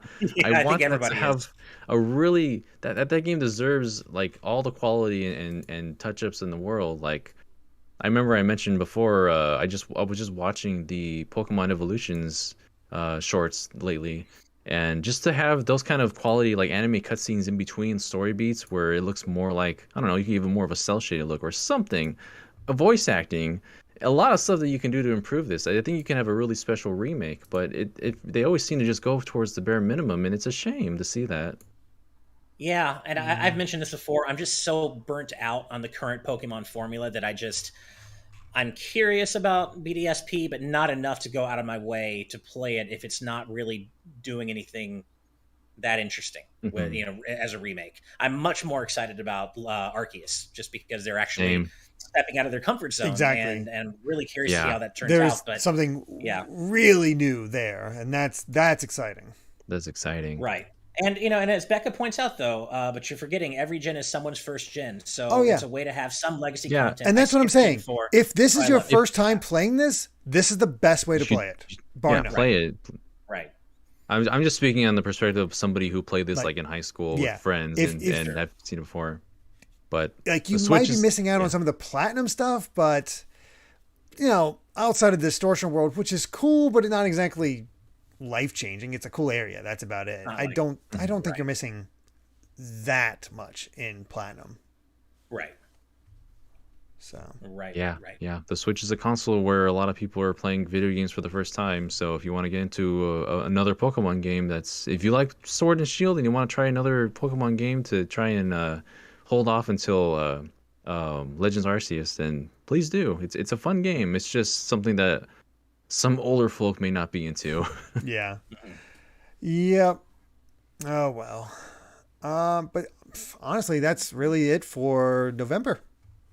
Nothing really much else to finally closing it on the end. Talk about. We're almost at the end. There's not much there. We're almost there. But we did get a few super chats. First up from Evil Lucario for $10. Thank you so much. Saying, Thank you. One very underrated game released on November 9th was Blue Reflection Second Light, made by the Atelier Ryza devs. It was a really fun 37-ish hour RPG, going slow, with a slice of life plus magical girl genre focus. I have not heard of this. I need to write this down because that sounds exactly up Amy's alley. Yeah, that sounds cool. I see it listed here on our list here that we're using. Yeah, I haven't heard of it. There's no wiki page for it, but that is cool. I'm gonna write that down. If it's on sale for her, it might be her type of thing. I don't know. I'll take a look. Looking at it, I can definitely tell this is a Ryza devs. Definitely the Ryza devs. And of course they have the Ryza costume in there. So might be, looking at these screens, it might be a little too fan servicey for her. But we'll see. Yeah. It's worth checking out. Second Light. Yeah. Okay. Nice. Cool. Thank you. Then there's Sonic and Mega Man is back once again with a $2 super chat saying Morgan from Darkstalkers versus Ivy from Soul Calibur. I don't know. I guess Morgan, since she's supernatural and a succubus. Yeah, I think Morgan. I think it's got to be Morgan. I mean, Ivy can launch get some missiles? Shit done with her chainsword, but I feel like Morgan. She's a succubus. She's got supernatural powers. She can launch. This got to be Morgan, right? Yeah, I'd say so. I think so. Cool. Yeah, we'll go with Morgan. Doesn't Morgan have a gun? I don't think she has a gun, but I know she can launch missiles from her wings, which I don't fully understand, but there you go. Well, there we go. Ivy can't do that, so... Yeah. There we go. All right. December. We've made it. And on December 2nd, a game that Ash was excited about, but I think he missed out on, Solar Ash, just released out of nowhere. Yeah, I didn't hear the greatest things about this game, and this came out right during my mad dash to play as many, games as I could in preparation for our end of year stuff. So I was playing Kena, Guardians of the Galaxy. So this just came out at a time where I couldn't quite fit it in. Yes, out of context moment. But I didn't hear great things about it. I heard that the gameplay doesn't really evolve very meaningfully throughout the course of the game. That said, I also, as I understand it, it's a very beautiful game and probably worth playing if I can, but it just came out at the wrong time when I was already working on other games, and it feels like it was released to a somewhat more muted response than I was expecting, given how cool the pre-release trailers look. So something I still would like to play and check out, but it just, again, I was too focused on other games at the time, and there are only so many hours in the day. So, yeah. Mm-hmm. Yeah. Did anybody in our audience play it? I'd love to know. I haven't even played Hyper Light Drifter, so I know it's set in the same universe, but it looked visually interesting, but I don't know, for whatever reason it didn't always click with me. It's just like cool visuals, but I wasn't sure about the gameplay. The movement looks amazing, and I feel like I would enjoy the game anyway, but it's just it was not a priority for me at the time that it came out because I was already working on Kena and Guardians. Yeah, that makes sense. And now I'm playing Forza, so I just just not enough time. There's a lot. Yeah, exactly. Next up is December 3rd, Big Brain Academy Brain versus Brain on the Switch. Missed this one, but hey, again, we missed Steve because he played it with his kids, and apparently they had a really good time. Yeah, that's what he told us, and this is just we're really sorry to everybody out there who feel. I saw a couple of or at least one comment earlier saying, "Oh, you guys didn't play enough games this year," and it's really more that really we don't hard. have our full crew with us. We don't have our full crew, Yeah. so if Brandon and Steve were here, they would be filling in the gaps of our own gaming years and vice versa. So Steve could have talked about No More Heroes 3, and Brandon could have talked about Monster Hunter Stories and. So apologies for that we couldn't get the whole crew together today. But yeah, this is one of those games that Steve played. We didn't. It's cool that Big Brain Academy came back. It wasn't something I was necessarily clamoring for. I never played any of them. I did like the one on Wii. I played the one on Wii quite a bit. I think it was Wii. And, but it's just not something. I'd rather just play Mario Party Superstars, to be honest. Mm-hmm. Yeah, same. I'm glad it's still a thing. Mm-hmm. Yeah, I'm sorry glad they y'all. didn't forget about the series. But Sorry y'all that I didn't play 100 games this year. I'll do better next year. I'm so I trying. can satisfy every single one of you. I Just blame when you for have a day guys. job as well, it's very when you're a parent or you have a day job, it's in addition to GVG, it's very hard to play every game that comes out or even close to it. But we're doing our best. Yeah. But we do wish Brandon and Steve were here to talk about the games we couldn't play. But yeah, Big Brain Academy is. I'm glad it's still a thing, but it kind of hurts to think about the fact that Big Brain Academy got a new game before F-Zero did. Yeah. God what the heck's up with that? Damn it, man. That is weird. Yeah. But Steve liked it. So yeah, exactly. Not too much to say. Well, actually, Brandon, not Brandon. Oh my God, Daniel. Brandon. Did you pick? I'm so sorry. Did you pick up Danganronpa Decadence? Also released December 3rd. What makes you say that? I might pick up Danganronpa for the Switch. Yeah. So really, they're mostly ports, except for the expanded version of that other game, which got middling reviews from what I could tell. Did you try that mode out? Yeah. I essentially ended up just getting the Danganronpa S Ultimate Summer Camp because that was the only game that I had not played that is part of this collection. So if you wanted to pick up the entire package, you can play Danganronpa 1, 2, and 3, which are, I think, great games. I've mentioned things about this game before, but I think the real thing people want to hear about is the Ultimate Summer Camp, which is a more fleshed out version of the extra game you would get at the end of Danganronpa 3. This is a kind of a board game where you can construct. It's hard to explain it honestly. A bit like you play through it, and it's where all the characters in the series from 1, 2, 3, and even Ultra Despair Girls kind of can interact in a non-lethal environment where no one kills each other, and you're essentially on a board game to construct things and build. And also to it's a weird section where you can fight other monsters as well, like based on things you would see in Danganronpa, like Ultra Despair Girls and things like that. It's really bizarre, and one of the things that really threw me off of this is that you do start with the main characters, right? But as you go along, you can unlock other characters as well, and other characters in their swimsuits, which is very heavily advertised with this game. But the thing is, with some of this, they introduce gacha elements that you can use real life money to earn these other characters and skins for these characters. And I was just like, oh my God, they actually went this direction with this game. And it may be expanded from Danganronpa 3, but honestly, it's a major grind and to get the things that you want to get, and just the interactions are okay. Like seeing characters from different games interact with each other. You kind of got that already with the end of D3 or Danganronpa V3 rather, but it's not really something that I would commit to for a long time.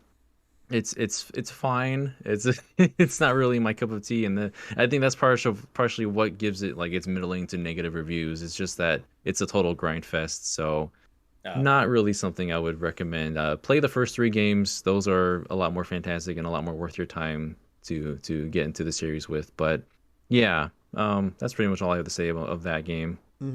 All right. Gotcha. Cool. Really quick shout out to Amagish in our live audience chat. Going back to Big Brain Academy for a second, saying this one definitely feels more Wii-esque than DS-esque with more party elements.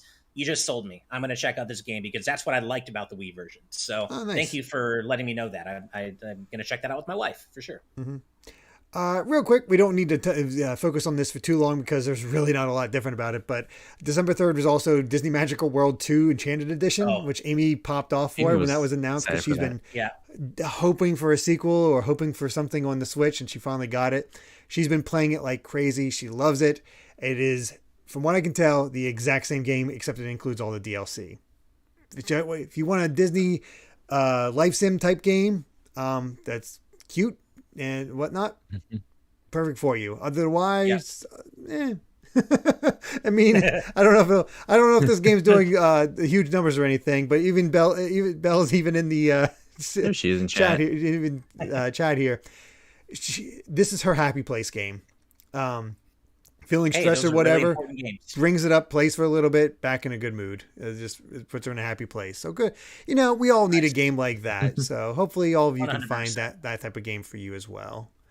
That's So like my Sonic Mania or Knights. Those are like my two of my biggest happy place games. I can play those anytime and Uh, instantly be happier after having played them. nice. one of mine is Paper Mario, and God damn it, NSO. Don't Whoops. hammer the tree. Whoops. All right. December 7th, Final Fantasy 14 Endwalker. Hey. I think people have heard of that. Yeah, I think so. I think we've talked about this Final Fantasy 14 a few times. That said, I have not been able to play it because, I'm only in Heaven's Ward. I'm a few, I'm a few expansions back. Eventually, I'll get to Endwalker, but I have talked to quite a few friends who love the game, love 14 and are caught up.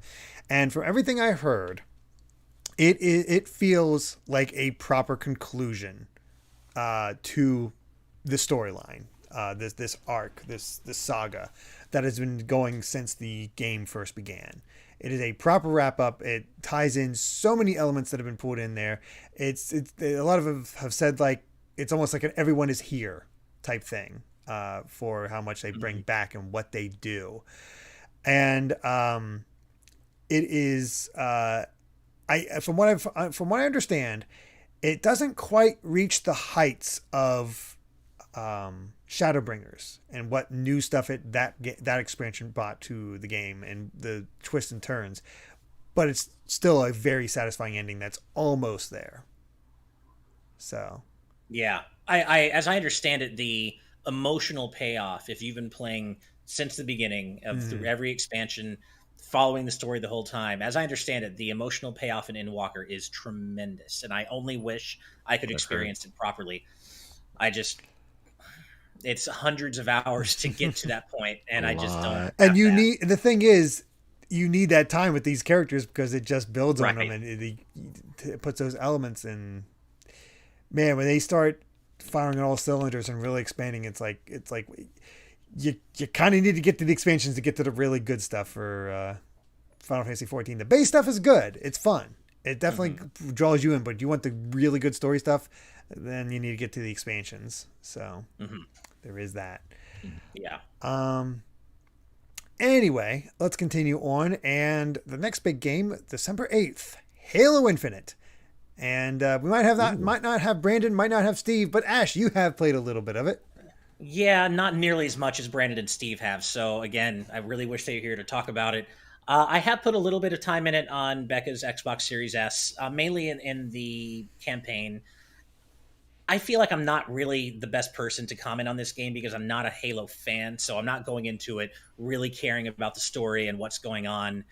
But it looks great. It feels fun to play. It didn't really stick with me. I got to the open world portion and I'm just like, I don't really love the way this open world feels. I just kind of bounced off it. I'm sorry. I'm sorry, Halo fans. Apparently the campaign's pretty good. You're not a Halo fan. I'm not a Halo guy. I'm not primed to that's the thing. I'm not like the prime audience for this game. But it feels good to play, but I just wanted to go back to Forza, to be quite honest. And I've dabbled in the multiplayer. I think it's fun, but it's something that I really need. I need to have a proper session with you guys, like friends, and really play a bunch of games, because when we did it for our EP streams with our patrons, I was only able to play it on my Mac through Chrome, and it was like 2 seconds of input delay, and it was a terrible experience. Yeah. I think I'd have a lot of fun playing it again in another patron stream with you all, and that's kind of what I'm looking forward to experiencing, but I just haven't gotten to have that experience yet, because playing with randos, it's just not as fun. So I wanted to try to play it, but apparently my graphics card is not good enough. So I got no experience with this. So the campaign seems fine, but it's just not really for me, I guess. Again, I'm not a big shooter guy. I'm not a Halo fan, so consider the source for sure. I'm not the best person to be commenting on Halo Infinite.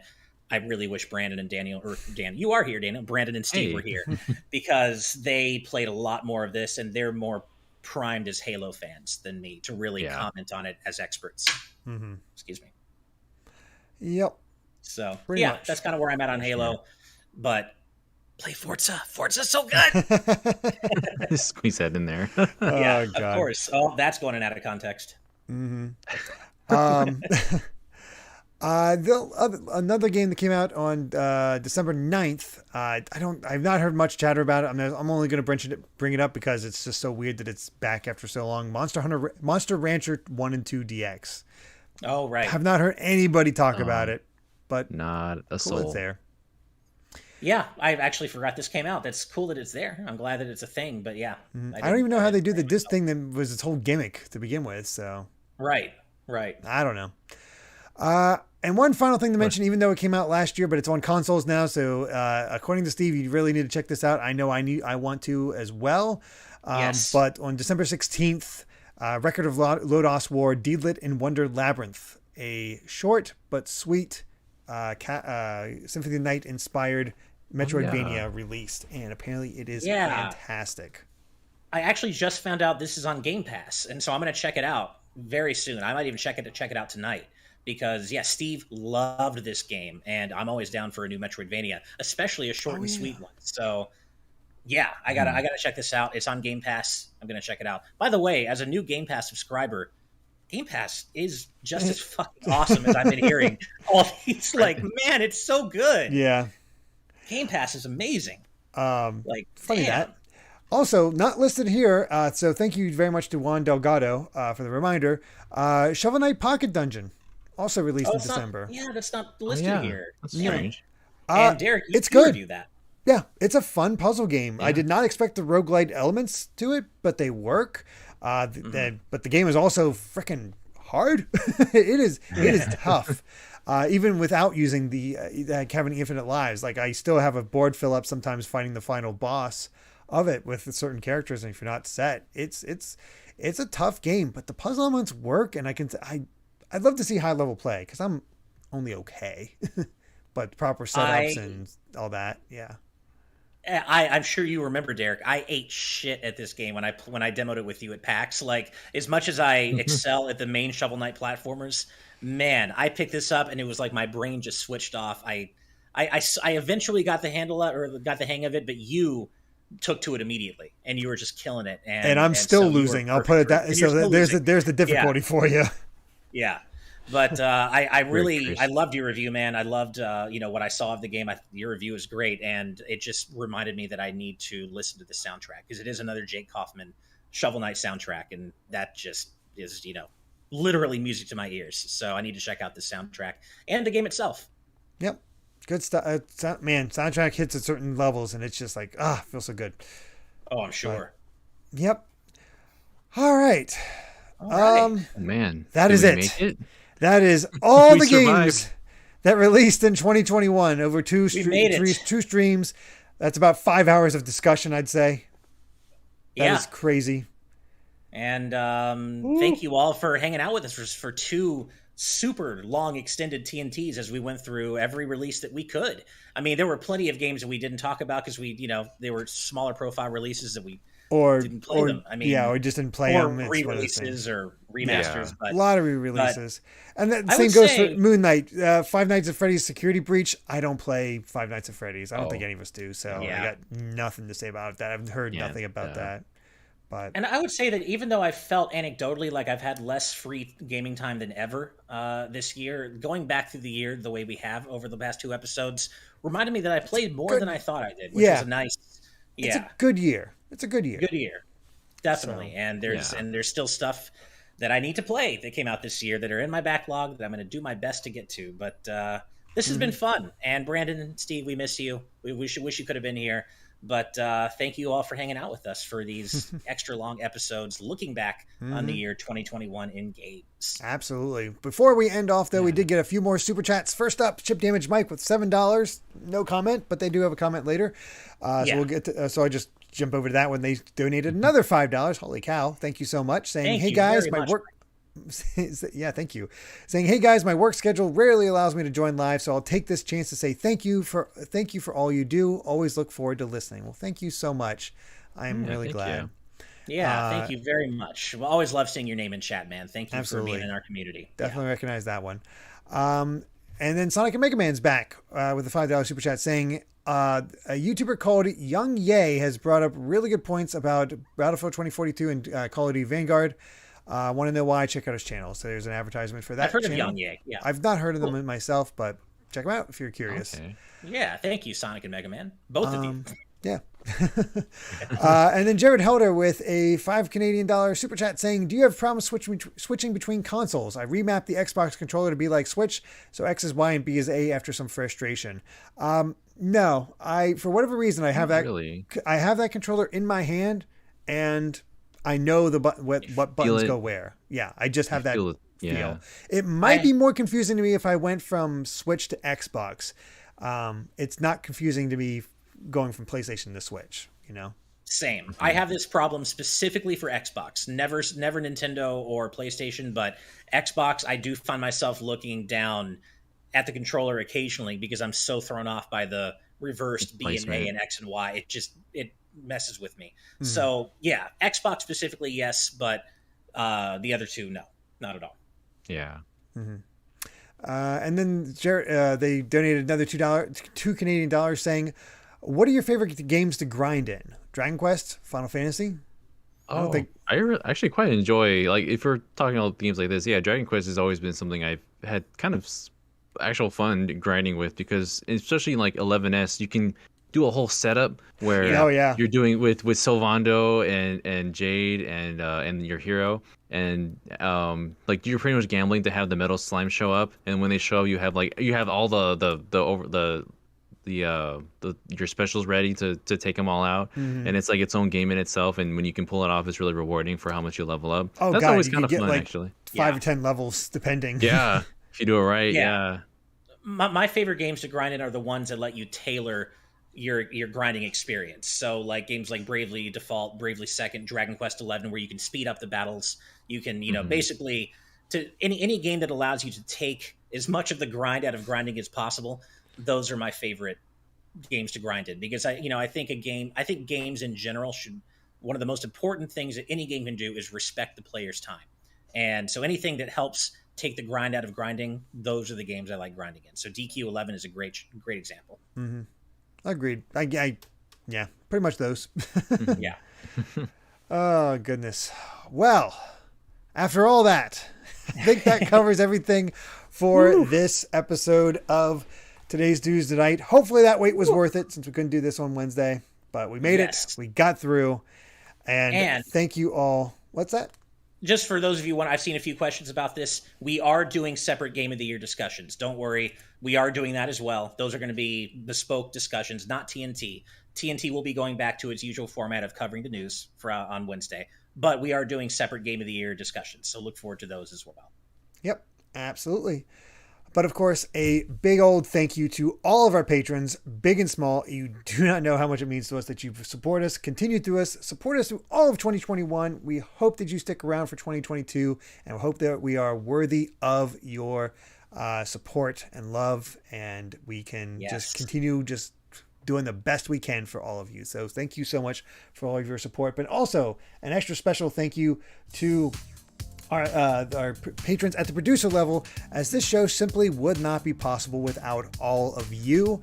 It means the world that you want to support us to this degree, and just thank you so much. But of course, an extra special thank you to our executive producers and above, because you are all rock stars, and thanks for sticking with us, all of you. Again, we love you so extra much. Special thank you, and this goes out to Brandon Bovia, Rob Barman X, Fangs, Dan Inchwhistle, Z Patty, Hyrule Hermit, Sky Blue Flames, Eastman 23, Adam O'Sullivan, Octopuppet, Richard Herrera, Michael Phone, The D-Pad, Vesmio, Waffle King, Romsky 113, Critter XD, Kitty Kong Fax, Angel Martinez, Vedron Hotek, Joshua Hunter, Benny Yao, Azran 127, Black King, Pagrama, Geller, Joseph Rutkin, Titus Malvolio, Geeky Griffin, Lucky Wonderfish, Kyle, Top Dog 23100, Young Ben Kenobi, Doug Showmix, Andrew Medeiros, Orem M, Becca, Rocks the Cat, Killamox, Eddie B, Kai Ed, Kit Fisto, Kenneth Lee Stingle, Jessica Toad, Deaneth, Coda, Sci-Fi Lullabies, Michael McCall, Matthew Wong, Goran Amber, Straight Lace, Justin Matthews, Hoobie, Too Much Spaghetti, Mega Conrad, Ascaron809, Rioner, Ditto M, Captain Finlandia, 60 Minutes and 60 Seconds, Nathan Steele, Spicy Pandaughter, The Game Orb, Dano the Artist, Super Gamer Dude 101, Grantles, Ravelox, Synchro Lord, Rosa Bowling, hi Steve's mom, Kotar Peck, Scuff196, Kane Woolley, Skull Kid Tiger, Darksteel01, Jason Uloa, Jaden Buck, Phantom Project, Cystic Warrior 29, DJ Jurassic, Super Dank Awesome Unicorn Guy, Dinner Sonic, Derek, Jeff Ed, Stag Nasty, Mumbling Yeti, Cameron Sharp, Screamo Shaman, Mason Riley, Keel, Santy the Person, Brendan Hess, Hustlebun, Noah Fitterer, Rizemon, Calvin Atkinson, Hinaru77, happy birthday once again, Brooke Obscura, Tarvold, and Anthony Wilson Jr. Thank you all so much for that support. And remember that you too can become a patron over at patreon.com/gvgaming, where you can get access to our exclusive post show and ad-free content for as little as $5 a month. Thank you all so much for watching. And if you like this video, be sure to subscribe to Good Vibes Gaming for more good times like these. Until next time, good night and good vibes. Bye, everybody. Till we meet again.